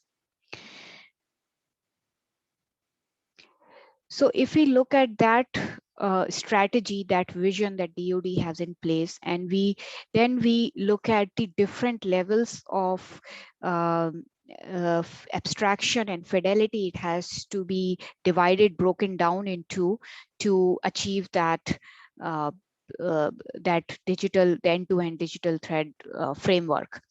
So we start, if you look at the warfighter, the modeling and simulation pyramid, start with at the mission level, and then break it down to system or system of system level, breaking it further to component level. So at the bottom of the pyramid, it's obvious. If we just look at it from the simulation perspective, it becomes obvious that we would have this the high fidelity simulation buried into that the component level. But now what we can see is, with different levels of offerings from Ansys, how we align this with the DoD modeling and simulation pyramid. Right. So at the bottom of the pyramid, if I've just outlined it in a way that it aligns with the component to system to architecture to the overall mission engineering approach. And as I mentioned before, with the platform levels solutions, combining with the capabilities that our partners have.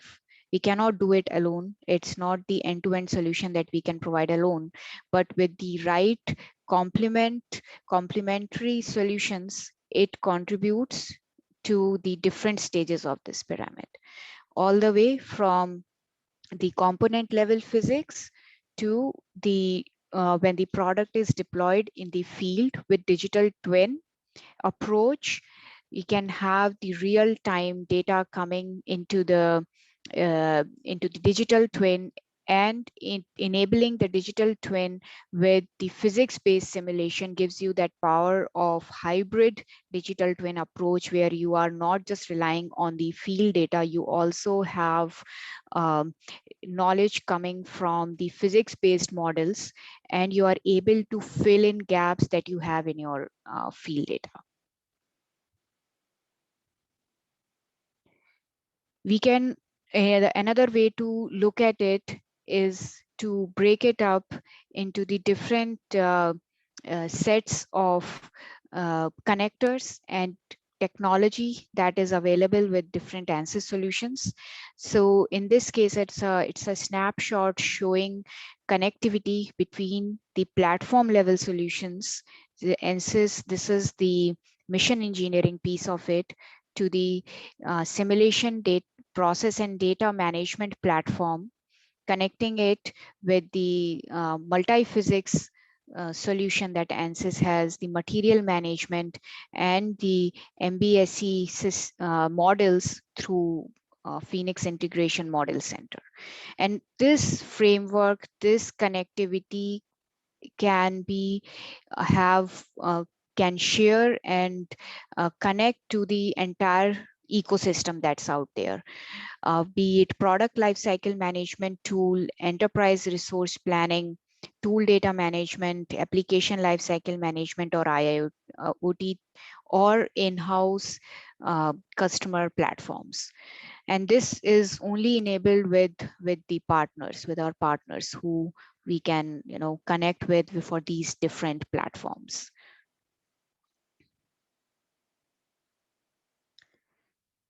So if we look at how things have evolved over the last 3 or 4 decades in the digital transformation journey, and that we are all seeing as the primes, the government, we are all going through it. Now the newer and newer programs are moving towards this digital engineering ecosystem approach.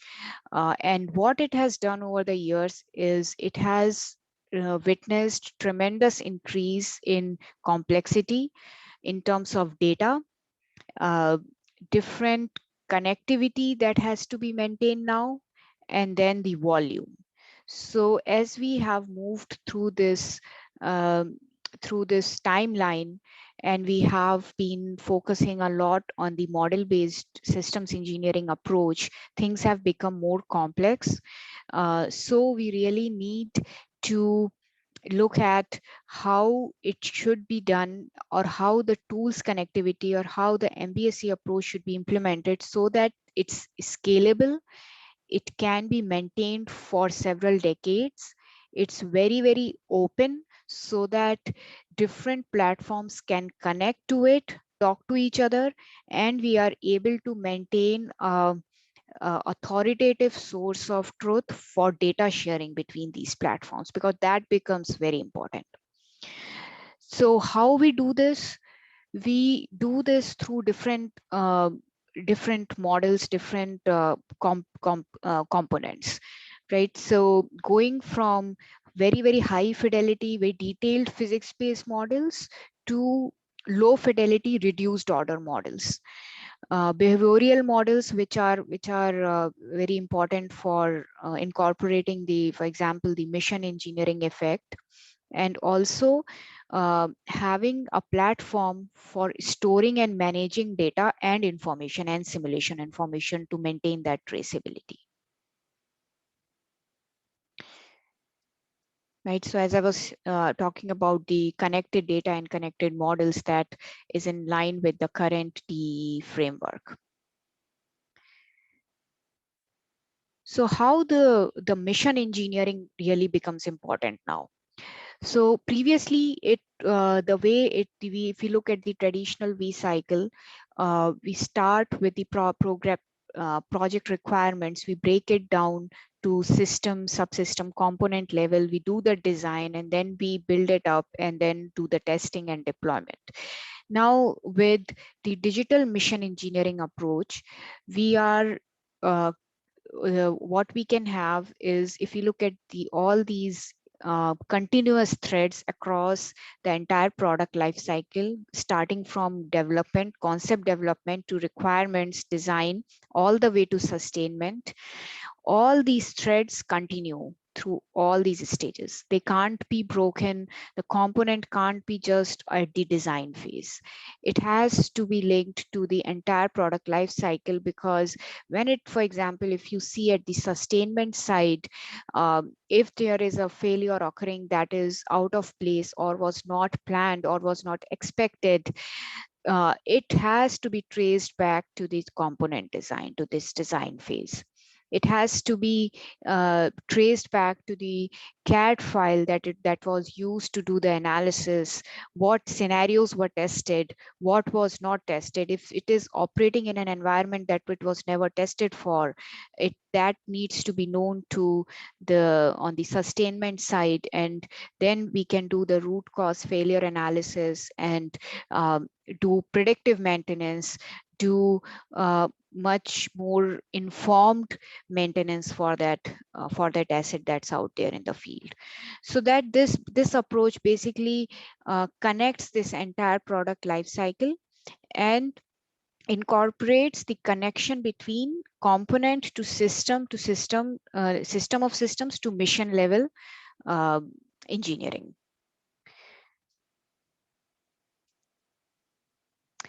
Okay, so we looked at how we would like to see the end-to-end MBSE framework implemented, and how Ansys, through its different capabilities at different levels, going from component to the mission engineering, ties into it. Now let's look at the data sharing between different platforms within the MBSE framework, because that's also the key on how we would like to build our platform. So what we have seen over the years is the trend that we have seen in the industry is there is a model where we can have data stored within a single platform, the PLM in this case. It can be called as like a single vendor monolithic approach, and then all the other platforms talk to the PLM system and get the information and data that they need.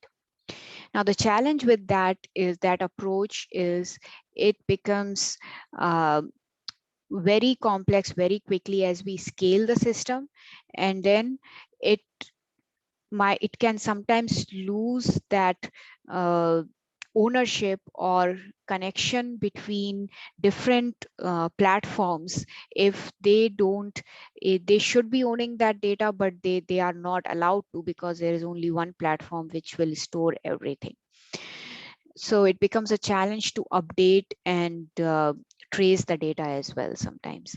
So now what we have seen that the industry trend is moving from the single vendor monolithic approach to purpose-built, open and federated approach for data sharing between different platforms. And there could be two ways to do it.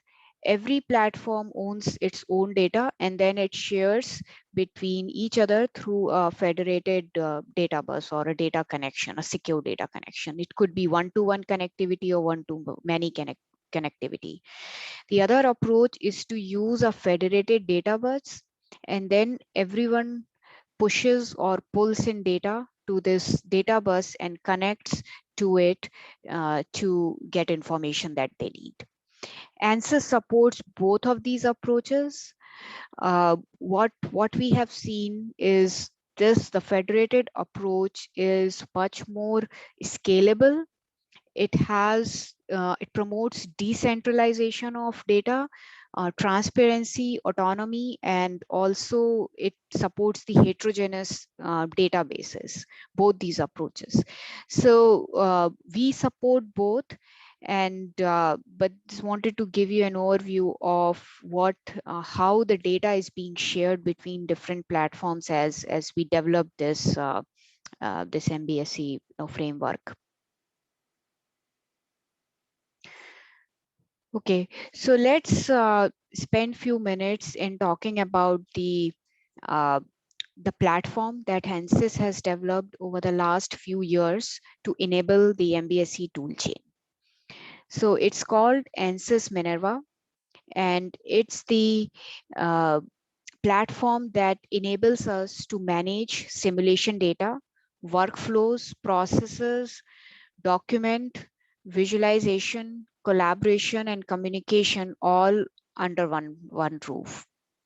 So it can connect with both Ansys and non-Ansys tools, third-party tools, material management tools, different platforms, as we discussed, PLM, ERP, supply chain platforms, different personas, different people can view the engineering workflow or engineering requests on this platform, see what tasks have been assigned to them, complete them, check them off, and then push the data back into the platform.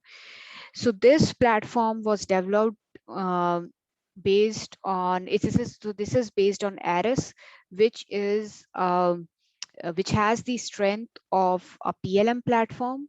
So this SPDM platform has all the capabilities that a PLM platform usually has, but this has been customized over the years to be more agile and flexible and adaptable in implementing and storing simulation data, which PLM platform generally lacks. They are not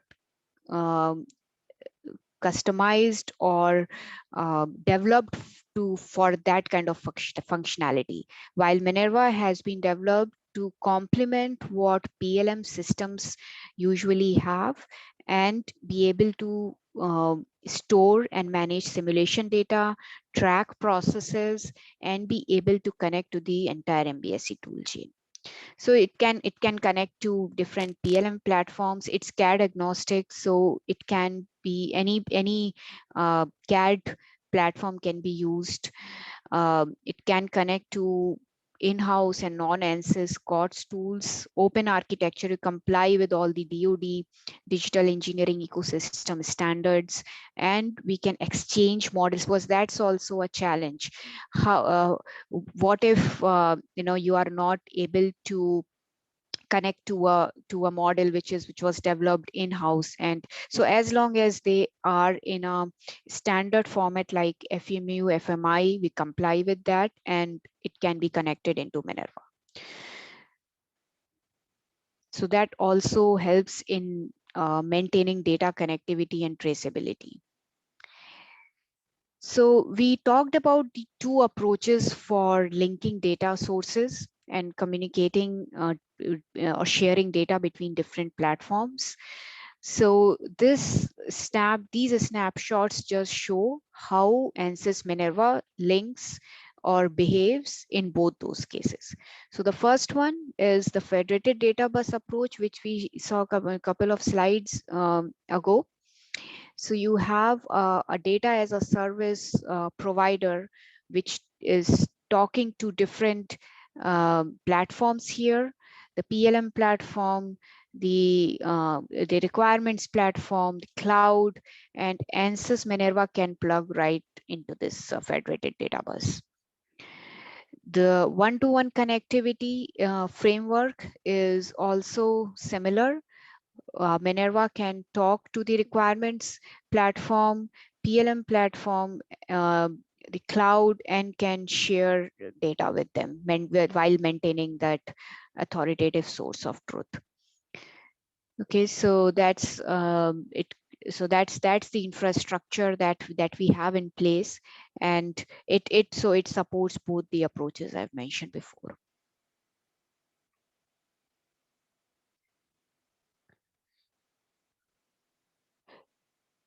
So now if we look at focus a bit more on the federated data exchange between different platforms. So you see different personas, different platforms will be talking to this and sharing, exchanging data with this approach, with this authoritative source of truth approach. And the engineering requirements will be coming in operations, materials, system modeling, supply chain, everyone will be talking to or sharing data and be pulling and pushing in data. So now where Ansys comes into picture is the modeling and simulation bucket here for design verification, mission engineering, design analysis, doing all the parametric analysis, trade-off studies, and so on. So this is where Ansys Minerva will plug in, and it has all these features that I've talked about before, and it can plug right into this into this MBSE framework.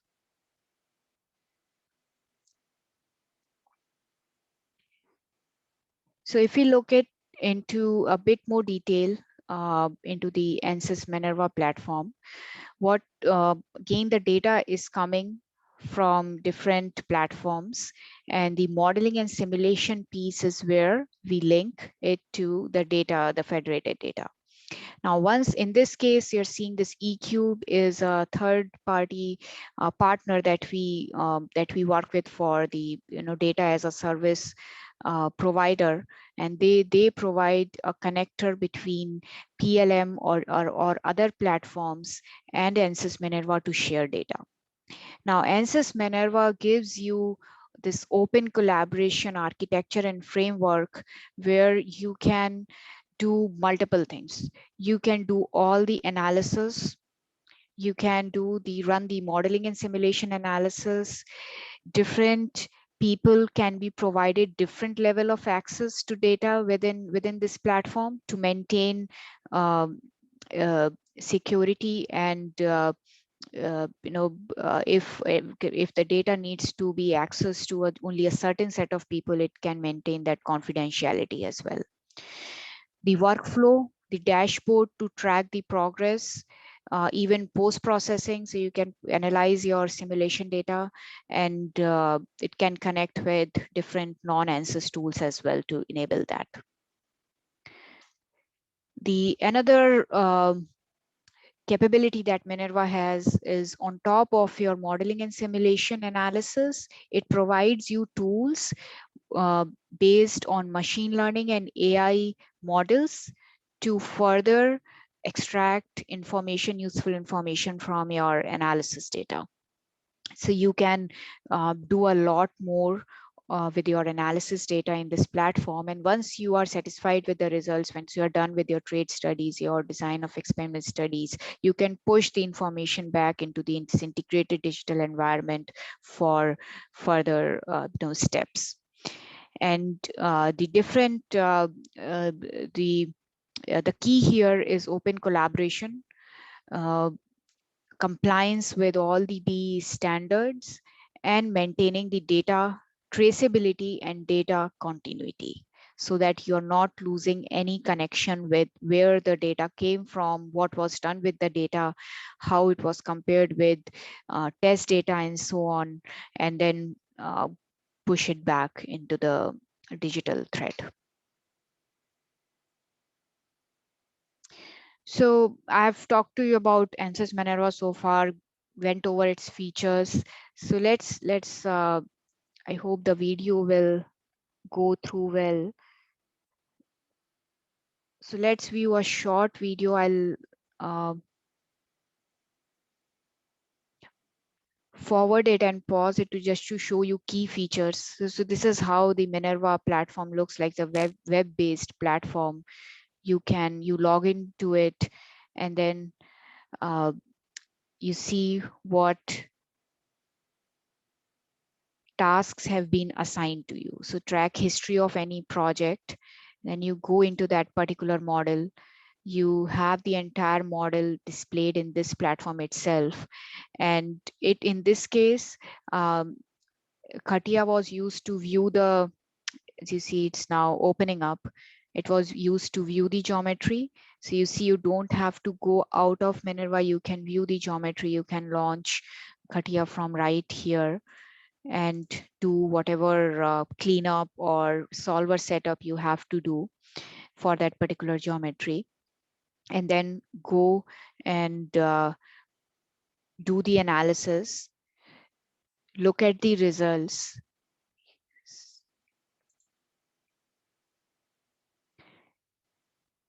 do the entire analysis, also share the results with the rest of the team, and only select what you want to share. You can do the post-processing, upload the files, generate a report, update your tasks, and also send a message to the another person on the team if you want them to do further analysis. Okay. So this is all the data management and data analysis that can be done within Minerva. Just wanted to show you how the interface looks like and how seamlessly you can go between different tasks, complete them, mark them complete, and then hand it off to the next person. Okay. Okay, so this was a quick overview of Ansys Minerva, the simulation process and data management platform, which is a very key enabler for MBSE framework. And now I have two examples that like to show you to give you an experience of how Ansys tools can connect into the entire framework, as we talked about in the PLM system, the requirements tool, and do the analysis and communicate and share the data. So this particular example is where we had to do a mission verification of a UAV, and the tools that were used in this particular use case were the Dassault tools, so No Magic, Cameo for requirements, Jira for issuing the ticket for Minerva to do the task, eCube as the data as a service provider for the Federated data bus, and the various Ansys tools to do the mission analysis, high fidelity analysis, and the parametric studies. Okay, so in this example, what we'll see is how the digital thread is built from different components, getting the requirements, the mission operation needs, and then how those are trickled down into design modification along with analysis and verification, and then how we update the model attributes and push it back. It also demonstrates the open collaborative infrastructure. As you can see, we're linking different tools coming from different vendors, and then how they all come together and can talk to each other and share data.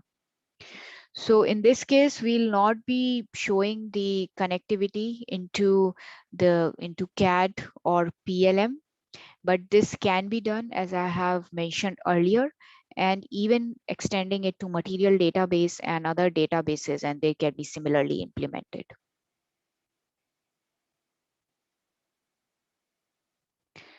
So the digital thread environment that's implemented here is we have the Ansys Minerva platform, and within that Ansys Model Center platform to create the MBSE model. Those are linked with the Ansys simulation tools, mechanical, fluids, also electromagnetics, and the Ansys AGI SDK for mission engineering planning. So the CAD connects with the PLM as well.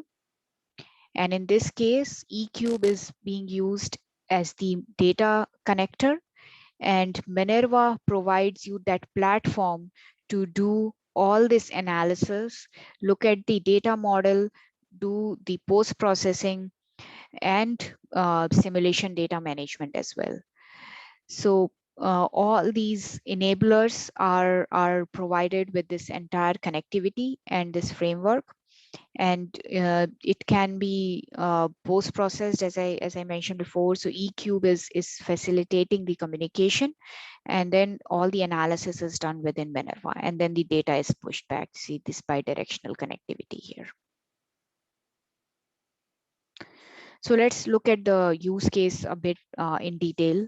So as you see, this is a UAV that has been deployed, and when it was going through or performing its mission, it was seen that there was the deflection on its wings, was higher than expected for certain mission maneuvers, right? So that was the challenge. So what, and this is a mission effect. So what was done is we had to do a new mission verification configuration. So basically we took the data coming out of the mission requirements for that particular UAV, selected the configurations where it was failing, where it was seeing higher deflection than expected, and then did the entire mission verification on the new configuration.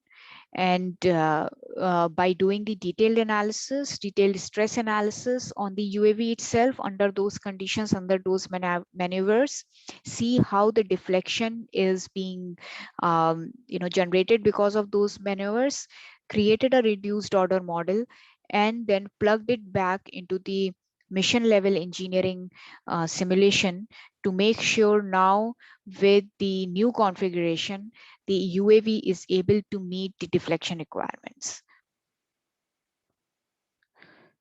So this is the workflow.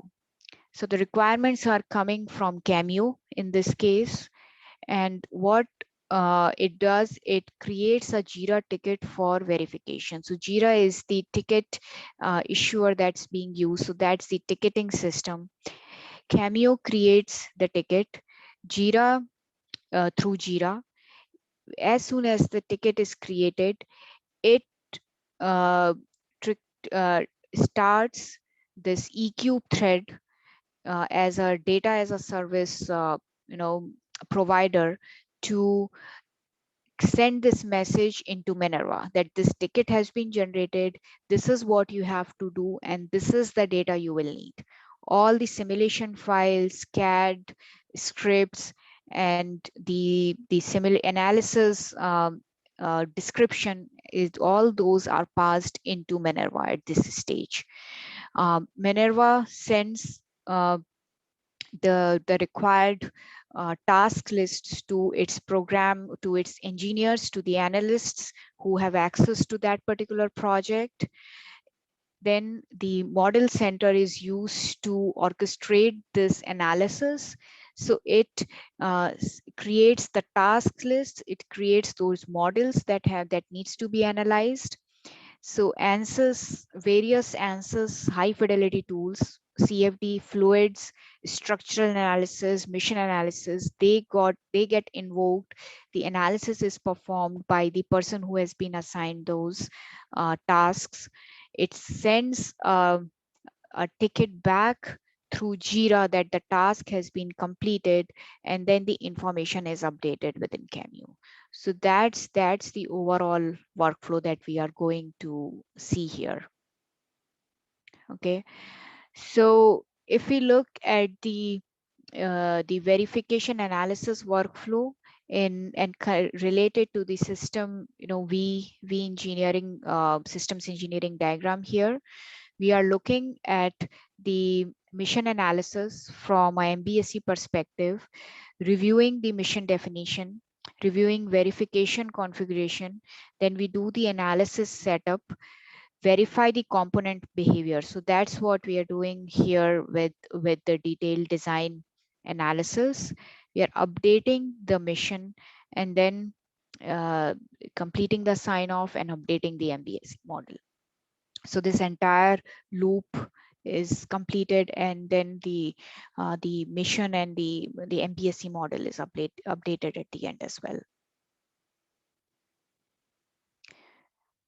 Okay, so we'll just break it up into two parts. This UAV demo. So the first part will show you how the MBSE connection with SPDM, which is Minerva in this case, is performed through JIRA and eCube. So it's Cameo, eCube, JIRA integration. So that's the gray box you have here. And then the second demo shows the detailed analysis part. So this is all inside Minerva. Once we get inside Minerva, what we do. So the Minerva workflow, okay. So the first part is showing the connectivity between these three tools, Cameo, Jira, and Minerva, and through eCube as the data sharing provider.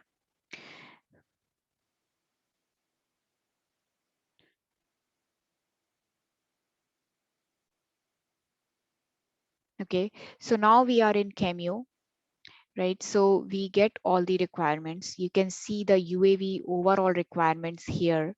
So the maximum deflection that's allowed on its wingtips, maximum stress, the first vibration frequency. So everything in terms of the requirements is available within Cameo in this case.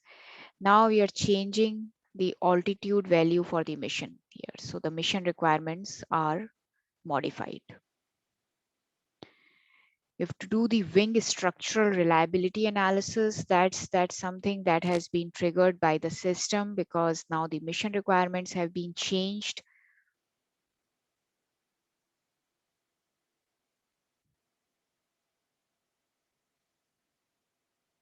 And then the new CAD model for the mission analysis is generated. So you see the part file that's been updated here. Details of what needs to be done. So the analysis that needs to be done by the engineering team.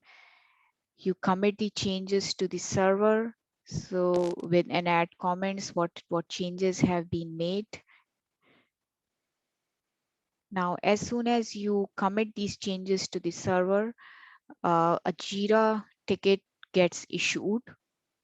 And then through eCube, you see this now, Jira task URL is created. And now we are into Jira and looking at the tasks that have been created and now assigned to be sent to Minerva. Now we are into Minerva. The engineer gets notified. It looks at the task. Let's look at what kind of analysis needs to be done. CFD analysis, structure analysis, and so on. Everything gets done. Now it's being sent back to Jira by once the engineer completes the analysis, the ticket gets generated back in Jira. Now we are back into Cameo and we are updating the results here. So all these analysis results are now made available within Cameo.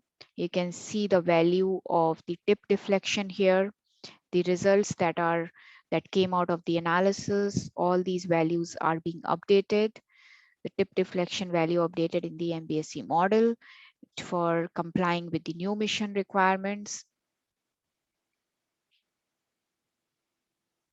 So completing the analysis done, you mark this as done and you update your MBSE model, right? So you just saw the workflow coming out of Cameo through Jira, through eCube to Minerva and back.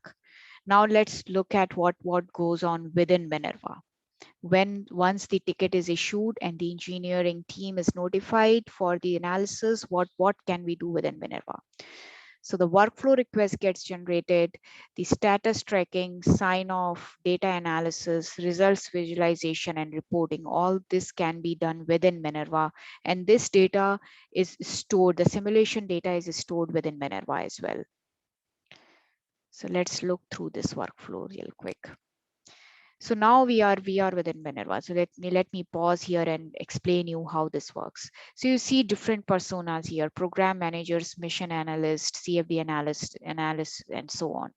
So they come into picture at different stages of this mission task, right? So once the program manager has reviewed the tasks that have been generated, has reviewed the requirements, it then signs it off and passes it off to its team. Different persona, they will have access to different level of information. They do their own analysis, check it off, sign it off. Then the mission analyst reviews the results, approves it, and then the program manager reviews and signs off. So everyone has their own responsibility, has been assigned different tasks. They can collaborate on the same platform. It's decentralized. They don't have to be at the same location. They are able to see the same set of instructions and data. So there is no miscommunication or repeating or of tasks that are going on. So if I just play this again. So we're starting with the reviewing the analysis requirements for this UAV. Now everyone is assigned the data. The engineer goes on and logs into Minerva, looks at its request, reviews the tasks. Now they are looking at the CAD file that's supposed to be used for this analysis. Submitting requests for the team member. Once the simulation is done, you can view the simulation report. These are all the output files that are generated from different Ansys tools. So everything can be seen at the same platform. All these results are being updated. They check if the maximum wingtip deflection is within the limit or not. The results are updated. Output files are saved, and the task is marked as complete. So this is all that happens within Minerva. So now we have seen the two pieces of the demo. One, how the connectivity links between different tools, and then within Minerva, how the analysis is performed. The second example I want to show is a Cubesat performance analysis, which also shows the mission engineering aspect of simulation integrating with non-Ansys tools. So this one uses MathWorks, MATLAB for doing most of the analysis, and then it connects back to NoMagic for updating the requirements and the results. Okay, so in this case, this is the workflow. So we have the requirements coming from Cubesat performance. There it has to meet certain payload requirements. It has to meet certain mission requirements that the satellite is supposed to do. So a SysML based model is created for those requirements. And then these performance requirements, for example, it has to, there is a battery discharge limit that's set during the mission. The battery level should not go beyond a certain level. How the sun is going to charge and discharge battery at different at different times during the day.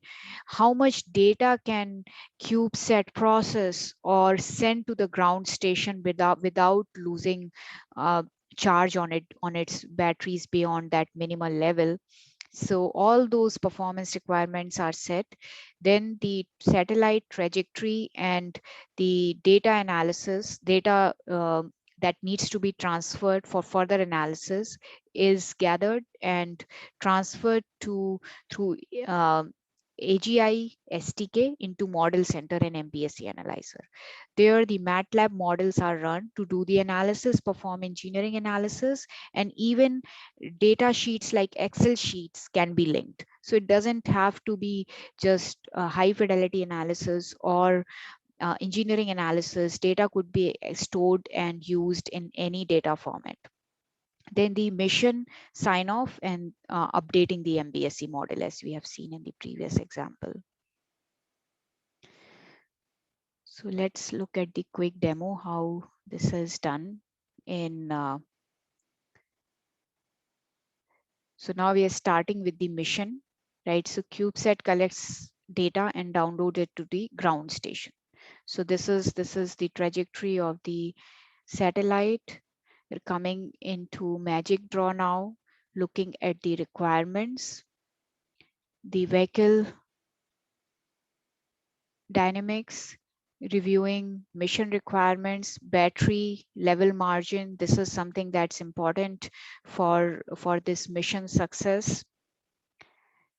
Satellite trajectory data and access. So all these all this information is available within Magic Draw.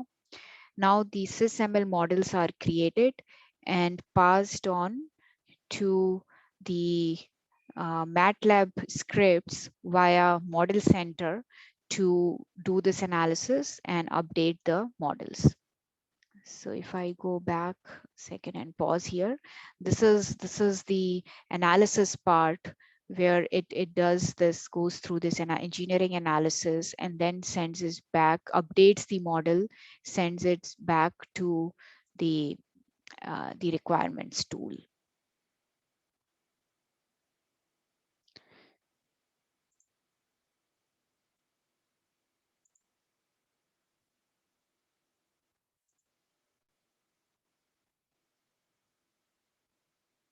So you are solving all the vehicle performance metrics that have been assigned and looking at the behavior of the vehicle. Now you can look at the different scenarios within STK and make sure that the mission will be, it meets all the mission requirements. The mission trajectory is being updated as well.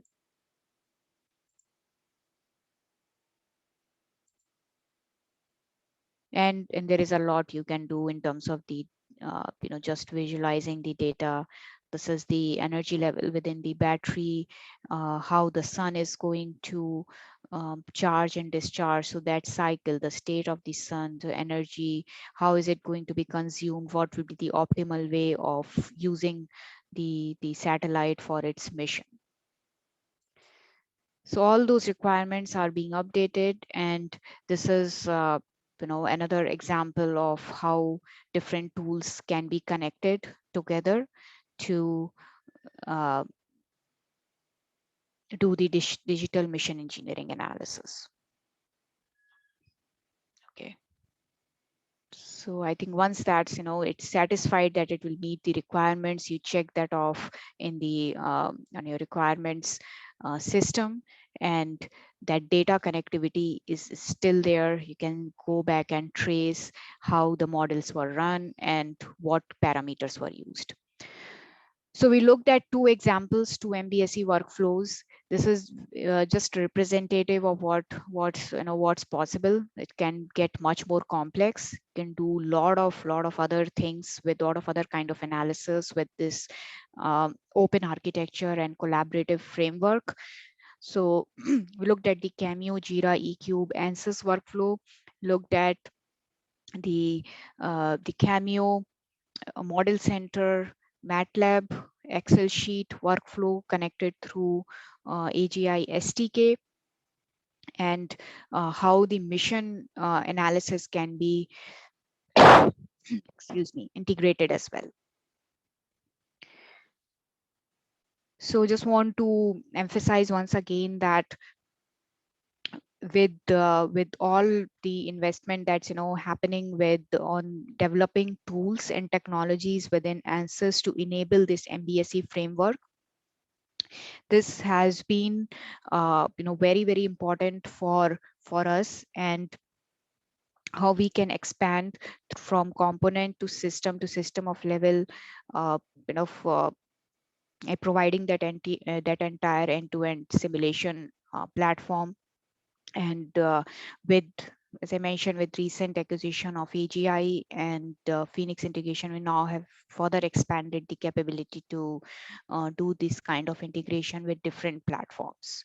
So that's something that's on our long-term technology strategy. More MBSE is very key, is a key element, and we have seen from from it push from DoD and with different primes as well. So I'm sure it's like important for a lot of applications that are out there.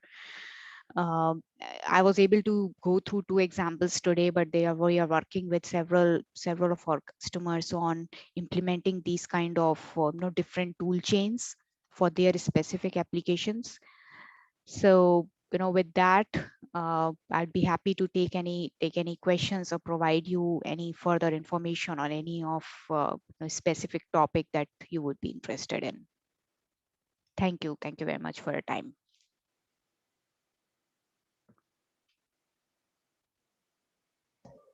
Yeah, thank you, Dr. Sasena. This is wonderful. There's so many things so exciting and catching the new trend. So everyone, you are all unmuted. So if you want to ask a question, you can raise hand or just speak out. Let me see. There's oh, they all say thank you. Good talk. While we're waiting for people for question, actually I have a couple of questions, but I'll just do it one by one while waiting for people to share their views and the questions. The first question is, I know the machine learning might be your next pre-session topic, but with this advanced model integration, it makes it much easier to do the machine learning. So is that the goal and the purpose for, kind of integrate everything together with Minerva? Yes. So yeah. So as I mentioned before, machine learning is a very key, I would say, capability that has been that is actively being developed as part of the Minerva platform. So let me actually, to be better to explain, if I go back to the, yeah, maybe this will be helpful here. So as I mentioned, we can do a lot more with the analysis data within Minerva, and one of the things we can do is results post processing and extracting valuable information out of it, making sense of what we are seeing. So we have been incorporating different machine learning models and algorithms within Minerva to be able to enable us to do that. So when we look at this reporting dashboard here, there are a lot of things you can do in terms of post-processing the data. And all that, as and you're right, so we are focusing on enhancing this capability and be able to post-process data much more intelligently with machine learning algorithms. Look at things like response surfaces, response curves, be able to train the data as well. So Minerva can store data coming from field as well. So that would be kind of part of the digital twin framework. So you have the data coming from the field, you have the data that's being generated from these physics-based simulations, combine all of that, and we're calling it actually fusion model approach, which basically combines the knowledge from physics-based models as well as test data, build machine learning models on top of them, and then keep improving them. So that's something we are actively working on. There are active projects in that area. Excellent. I'm so excited. I have so many questions, but I think Amir might want to say something. Amir, do you want to speak out? Amir? If not, Ravi, do you want to speak out? Yeah, thank you, Dr. Saxena. I was just wondering if you, I saw on your website that there's educational platforms that you have for digital twins, and if we were looking at a small sat mission and plugging and playing different component pieces into a model, would there be an opportunity to speak with you about this project for a future mission? Yeah, sure. We can. Please feel free to reach out to me, and we can talk more about what you have in mind for the digital twin implementation. It's there are a lot of things we can do depending on what you are trying to achieve here. If it's like a system level digital twin that you have in mind, or a component level digital twin, or you want to incorporate the mission aspect of the uh, the CubeSat as well, then that would be, so there are different options. So yeah, please, if you'd like to reach out to me later offline, I'd be happy to talk to you. Wonderful. Thank you so much. Yep, thank you. Yes, folks, if you want to ask a question or speak out, you just unmute your mic, so we know you will be speaking out. In the meanwhile, Dr. Sasena, you just showed a page, the slide here that you mentioned HPC. So are you intended to work with, say, AWS or the Microsoft server? Or you are talking about if a company have their high performance server or data center that you can install your package? Yeah, actually, that's a great question, because it is very important nowadays to how we can securely manage store and manage the data and do these HPC simulations. So Ansys has it's open architecture. So when I say that, what I mean is we can work with on-prem HPC infrastructure that the customers have. We can work on with any cloud provider, be it Azure or Microsoft. And actually we have Ansys Cloud offering as well, which is based on the Microsoft Cloud. So that's also an option. So there are multiple ways, and we are open to however the customer wants us to implement this solution. So is that what you mentioned during your presentation about the collaboration with Microsoft? Yes, actually that's one of the big partnership that we have with Microsoft, among other areas that we are working with them. But the cloud is yeah, that's one of the big collaboration that we have with Microsoft. You're right. I see. So if any individual has account on the Microsoft or AWS and purchase like a Minerva, then they can use it on their cloud, right? Yeah, definitely. This can be deployed on the cloud. This can, if you want to have it like on-prem on your own HPC server, that's possible as well. It just depends on what you want to do. It can be on the Microsoft cloud. It can be on the AWS as well. So it's not really for personal computer. It can be on the personal computer as well, depending on if you don't have to share data with teams outside your your team, probably. Then it could, as long as, it just depends on how you want to store the data and what kind of access you want that for people to have. There is Yes. no limitation from the Minerva side on where on the like HPC infrastructure it can be used. Let me put it that way. Okay, actually, okay, let me ask you. Well, folks, if you want to ask questions, please just speak out, because your microphone are all unmuted. So we mentioned about Minerva. So is that a separate standalone product, or you have to buy, say, Ansys simulator in order to get Minerva, or it's a completely separate product? It's a completely separate product. You don't have to purchase or have access to any of the Ansys simulation tools, to say, because Minerva can just act as an orchestrator for your simulation process and data management, as a SPDM platform, simulation process and data management platform.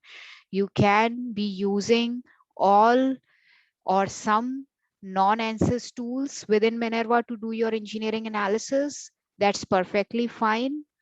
So it's a standalone product.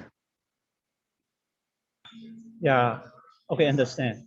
So, but people, if they need to integrate the feature for, say, for SDK or Cadence, they still have to purchase the SDK or the Cadence CAD software. So do they purchase those directly from you, since AGI is now under Ansys, but Cadence is still independent? So, Right. so they have to, say, for example, in the AGI SDK, do they buy that from you, or they still have to go through AGI? So AGI and Phoenix integration are now part of Ansys.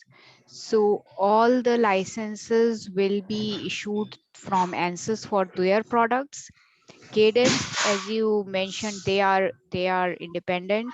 So if you are linking any or running any Cadence tools within Minerva, you would need license for those tools. So you mentioned Jira, Cameo, EQ. Are those included in Minerva, right? If you buy the Minerva license, these are all included. So no, so Minerva is going to be separate. Any other connectors that are going to be used in this tool chain or any other tools, the license have to be purchased separately. Oh, so you're saying Jira, Cameo, EQ, you demoed, they are separate. Yes, so Jira is it's an independent, so they are Atlassian, Atlassian is the Jira provider. eCube is a separate company. So these are all non-Ansys products that were used in this tool chain. So the user needs to have access to all these products to be able to use them. Great. Folks, I have more questions. I don't want to delay your question. So please go ahead. Patrick, go ahead. Yeah, can you hear me this time, Ken? Yes. Excellent. So thank you so much for the presentation. I've really enjoyed it, and it's the whole industry. There's so much going on with the model-based systems engineering that tools like this obviously are crucial. I have two questions. One is with regard to cybersecurity, and you kind of touched on that a little bit, but the NIST 800 and the CMMC, when you're working with a company to integrate your tools into their processes, are you supporting those companies? Because there's some real hurdles, for mid to smaller size companies overcoming some of these government regulations, which they're crucial for our nation and national defense. But what are the issues you've identified, and how do you help companies with the cybersecurity portion of the implementations? Sure. So actually let me go back to this slide. And when we talk about the safety analysis, and cybersecurity is a big piece of this analysis that we can do. So what we have is if you talk in terms of the data security, of course that's a big challenge as well. So that is maintained through the all that secure linkage that I talked about for federated ASOT data bus. Was for the on the cyber security side of things, we have tools that are specifically made for doing the cyber security and functional safety and those system level analysis. So if you have heard about Ansys Medini, you can look it up as well. So that's basically the tool that is used for the cybersecurity analysis and making sure all the the functional safety and the compliance, as you said, all the regulations are met. So we have different standards that we can check through those tools. So there is some of the standards, as you mentioned, RINC, I think that's 600 something for the military standards and different defense standards as well. So all those can be verified and tested through those tools. Thank you. Thank you very much. And then just one follow-on question. So the system, the use of this Minerva along with these other tools, obviously it's fairly complicated to have it work effectively. So in the setup and the design of the frameworks and structure, I assume Ansys is very involved in that. As far as training and getting companies up to speed with using the tools, who does that? How do you coordinate that? And at what point do you hand it off to the user and basically they're able to run independently? Is that a lengthy process? Is it a continual ongoing contract where you're going to be on contract and providing services indefinitely, or what's the approach there? Yeah, no, that's a very good question. It's very good that you brought that up, because if you think in terms of the physics-based tools that traditionally Ansys is known for, they are very, I would say, hand-off tools. So you purchase the license, you get trained on it for a couple of days, and then you can mostly do it on your own. You don't need a lot of hand-holding. But with the Minerva kind of platform, and you, as you saw it, the complexity it can get into, every use case is highly customizable, is very, very specific for your own application. So it requires a bit of a hand holding more than the whatever single point tools will require. So we do have that support system in place for, especially for these kind of MBSE frameworks, when it comes to implementing these tool chains and ensuring all the connectivities, all the connectors. So we have with Minerva, we have training as well as some services component attached to it. So our engineers will work with you to make sure that that connectivity and that end-to-end framework is established for the application that you are looking for. With the PLM system you're interested in, with the requirements tool you are going to use, because it could be different for different customers. Excellent. Thank you very much, Dr. Saxena. I appreciate it and just have enjoyed thoroughly the presentation today. Sure. Thank you so much. And yeah, please feel free to reach out to me if you have any other questions. And if you need more information on the training and services kind of path for Minerva. I will do that. Thank you. Great. Thanks, Patrick. Arrow, Mr. Killing, go ahead. Hi, Swati. Please speak louder. Looking at you first. This is the first slide. I think this simulation platform line should be above physics-based formulation, because in Ansys there are multi-physics solutions, which is including structures and fluids, or structures or electronics or magnetics, in other words. Yes. So I think this last line, the baseline, should be above the gray line actually. So that's my suggestion. Yeah, thank you for your input. And you're right. I mean, sometimes we kind of show it in different ways, and that would make sense as well. The multi-physics is something that that's kind of combination of two or more than two physics-based single physics solutions, or single physics per se, and yeah, it could be interpreted in that manner as well.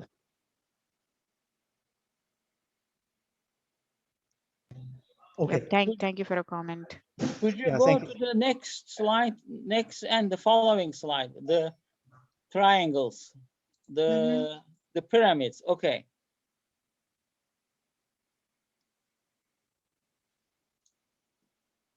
Physics modeling. And one more, please. The next slide. Okay, I had one question, but I am missing it. Thank you, Swati. Sure. So how would you assess this system for total engine analysis, gas turbines, actually? So you mean at the Few comments. yeah, so the gas turbine is it's obviously very complicated system. So are you talking about the full engine high fidelity Yeah, analysis, or yeah, in an engine, there is Mhm. structural analysis. I have Yeah. been involved in such things quite a bit. Mm-hmm. There is structural analysis, thermal analysis, CFD analysis, Mm-hmm. fluid analysis, 1D, Mm-hmm. 1D hydraulic type fluid analysis. Sure. And there are other analysis, continuation of structural, including fatigue and fracture mechanics and Mm-hmm. reliability. So how is this system is effective for that? Any comments on that? Yeah, so engine it's a but I've actually worked in the gas turbine industry myself, so I understand the complexity there. I was focusing more on the CFD side, which can get very, very complex as we start talking about the even the full compressor itself, full turbine itself. So now if we look in terms of so what has been traditionally done, and if you have is I think you since if you have worked in this area, you would already be aware of it. The mechanical analysis, so the modal or vibration, or as you mentioned, fatigue or fracture analysis, those are being you know those can be coupled with the thermal analysis. So to some extent, so it basically, if I talk in terms of technology, it's there. There is no limitation in terms of coupling those two physics, or even coupling the mechanical or and fluids. So a fluid structural interaction, for example, right, modeling those effects as well for a gas turbine, for example. Where it puts a limitation is the complexity of the problem. So it can have limitations on how, for example, if we look at the CFD mesh size for a gas turbine, it can get into easily into millions, or more than 300 or 400 million cells if we start doing these full turbine or full compressor analysis, and maybe an end-to-end full engine analysis. Now if we try to couple that with the mechanical analysis, we could run into issues like limitations on the computation power itself, and how long it's going to take to do those level of analysis. But what we can do, and what we have been doing, is we have been trying to extract reduced order models, so surrogate models from our high fidelity physics. For example, run and I'll give you an example there from the CFD side, because CFD runs are the most time consuming and complex runs when it comes to comparing between CFD mechanical and thermal analysis. Those are most expensive. So one of the approaches we are doing to enable the multi-physics simulation for a gas turbine engine, as you mentioned, is we're trying to reduce the runtime and for the CFD runs by using machine learning for turbulence model tuning. So the simulation that generally takes a week to complete or 2 weeks to complete will be able to run in less than a day, or within few hours, once we are able to train these turbulence models and get to like a similar level of accuracy that we get with, for example, large eddy simulations. We're able to get that accuracy with a RAN simulation.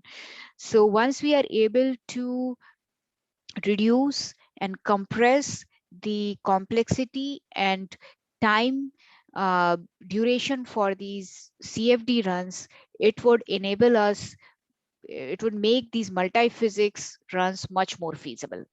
And this is, of course, a long technology development process or vision that we have, strategy that we have, and we are working on it, and it's slowly getting there. But that's, if we look in terms of the level of complexity that you talked about for a gas turbine, that's the limiting. I mean, I feel that's kind of the bottleneck right now. Once we are able to surpass that, we'll be able to do much more like multi-physics and coupled analysis at that level. Just a comment, turbulence models are within CFD. They are not direct input to the analysis, just for your information. Yeah. I just remember the question, actually, I would ask. Somewhere Sure. you're saying behavioral analysis. What did you mean behavioral analysis? Like mechanism, motion, things like that? So if we, yes, so by behavioral I models. forgot which slide it was. It was somewhere. Yeah, it was saying like mechanical analysis, etc. Somewhere, and one of the items was behavioral analysis. Right. What do you mean by that? Sure. So let me go back to this slide, and it was one of the previous slides at the beginning, I think. Yeah. So this is maybe, and this is where the behavior comes into picture as well. So when I was talking about behavioral models, what I meant was how, that's the one. right? Yeah. So how the behavior of the or I would say, like, if we look in terms of the mission, how the external environment conditions and the would influence the product or the performance of the product per se. So in linking that behavior onto the product performance itself, because usually the product is designed for certain environmental conditions, certain performance metrics, and the behavior of its performance within the real conditions is is not incorporated. So that's what I meant. Are you yourself within Ansys company? Would you have an email somewhere? Yeah, I think she showed it and the last slide of her presentation. Oh yes, my contact. Yes, sorry, I was not able to. Okay, yeah, this one. Yes, okay. Yes. Yeah, if I have questions, I might ask you this one. Yes, sure. And actually, if you want to understand more on the behavioral models, and I can connect you to the person who is working on that aspect of the of the simulation capability on our team, and he would be able to better explain than what I did on the capabilities there. Okay, thank you, Swati. Sure. Thank you for your question, Cyril. Yeah, Dr. Sasena, I'm sorry, I have two questions. Sorry, I know it's kind of the end, but it's just so exciting. Anyone, if you have questions, you're welcome to speak up. Because you mentioned the open architecture. Is that is it also open source, or is it just open architecture? It's open architecture. So it's not open source because it's a commercial tool. So by open source, developers, it can't be developed outside Ansys. I mean, that we own the IP for that tool. So it's not open source, but it's open architecture in the sense it complies with all the standard formats. We are not limiting, or there's no limitation on any particular or anyone connecting to this system, as long as they meet certain requirements in terms of these standards so they can connect to the system. That's what it means. Okay, so it's not something people can post their script on, like GitHub or those platforms. So it's not something like that. No, it's not open source. But Okay. it's scriptable. You can write wrappers around it. You can call like Python, scripts and all those things. But you cannot modify or add to the core like solver. Understood. And one thing, I think of course this is great. You can put everything automatic. You can see, visually graphic GUI. But in the past, we were able to say export, some portion of the Cadence CAD file or SDK scenario file, and do some, or you have to do some conversion or something like that. So in a sense, we can do this in the past, and so for this process, of course, it's more powerful. But is there anything more than just that? Because we can do certain things. For example, in your demo, you extract, like the heat sink, into to put into the physics-based simulation. Yeah. That we can do, in the past using separate export and conversion, import, Right. and there's nothing for STK scenario. Uh-huh. So other that is something more than just this, because this is something we can do without doing all those integration. So can you kind of outline a little bit what's beyond this and what is the advantage? So I'm actually probably not getting the question here. So you are you interested in understanding if what benefit you are getting by using Minerva?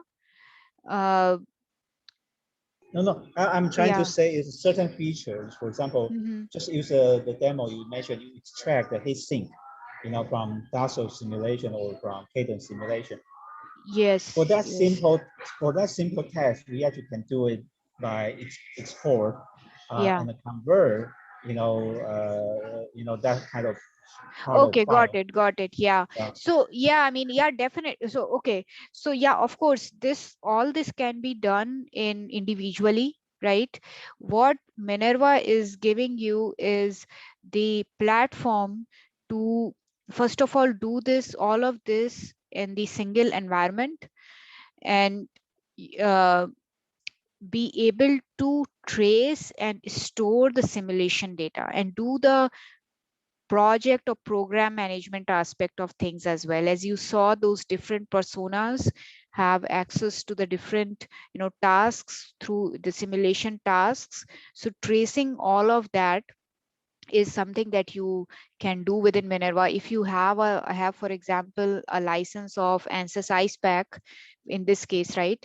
And you export the file coming out of Cadence in maybe ODB++ format or like a ECAD format, you can import it into IcePack. You can do your thermal analysis. You can post-process the results, and that's done.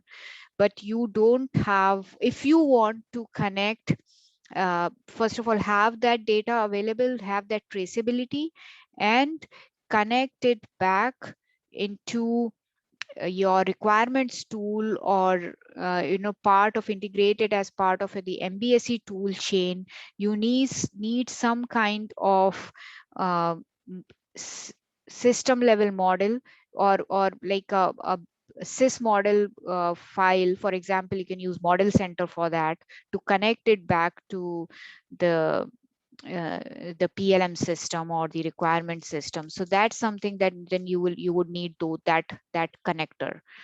And with Minerva, you're getting the single platform where you can store your simulation data, you can trace, you can have that traceability, you can do multiple level of analysis on the same CAD, or you would have that traceability as well on which CAD was used for doing that particular set of analysis, if that makes sense. Yeah, makes sense. This is so exciting. I have even more questions, but I think don't want to drag you all for too long. So if no more questions from our audience, so let's thank Dr. Swati Sasena for this amazing presentation. This is so exciting. It's a new trend for the industry, very important for aerospace. Okay, thank you. Thank you so much. Thank you so much, Ken. Thank you for the opportunity. Yeah, thank you so much. Take care. Yeah, hi. Yeah, thank you. Wonderful. Hi, folks. Yeah, thank you. So we'll keep the session a little bit longer. So if you want to network a little bit, we will stay here for another maybe 5 or 10 minutes, unless but you're welcome to stay and chat. And I look for your participation and attendance for the next event. So don't forget, next Saturday, very exciting, Apollo 11 moon landing and the Vikings Mars landing anniversary. We have great speaker, Dr. Sarah Bertal and Professor Paul Roney and Johnson Space Center historian talking about Michael Collins, and we have Dr. Jane Yan from JPL driving the Perseverance rover on Mars. It's very, very exciting. So I look forward to seeing you next week in the upcoming event. So have a great weekend. Appreciate. Bye-bye.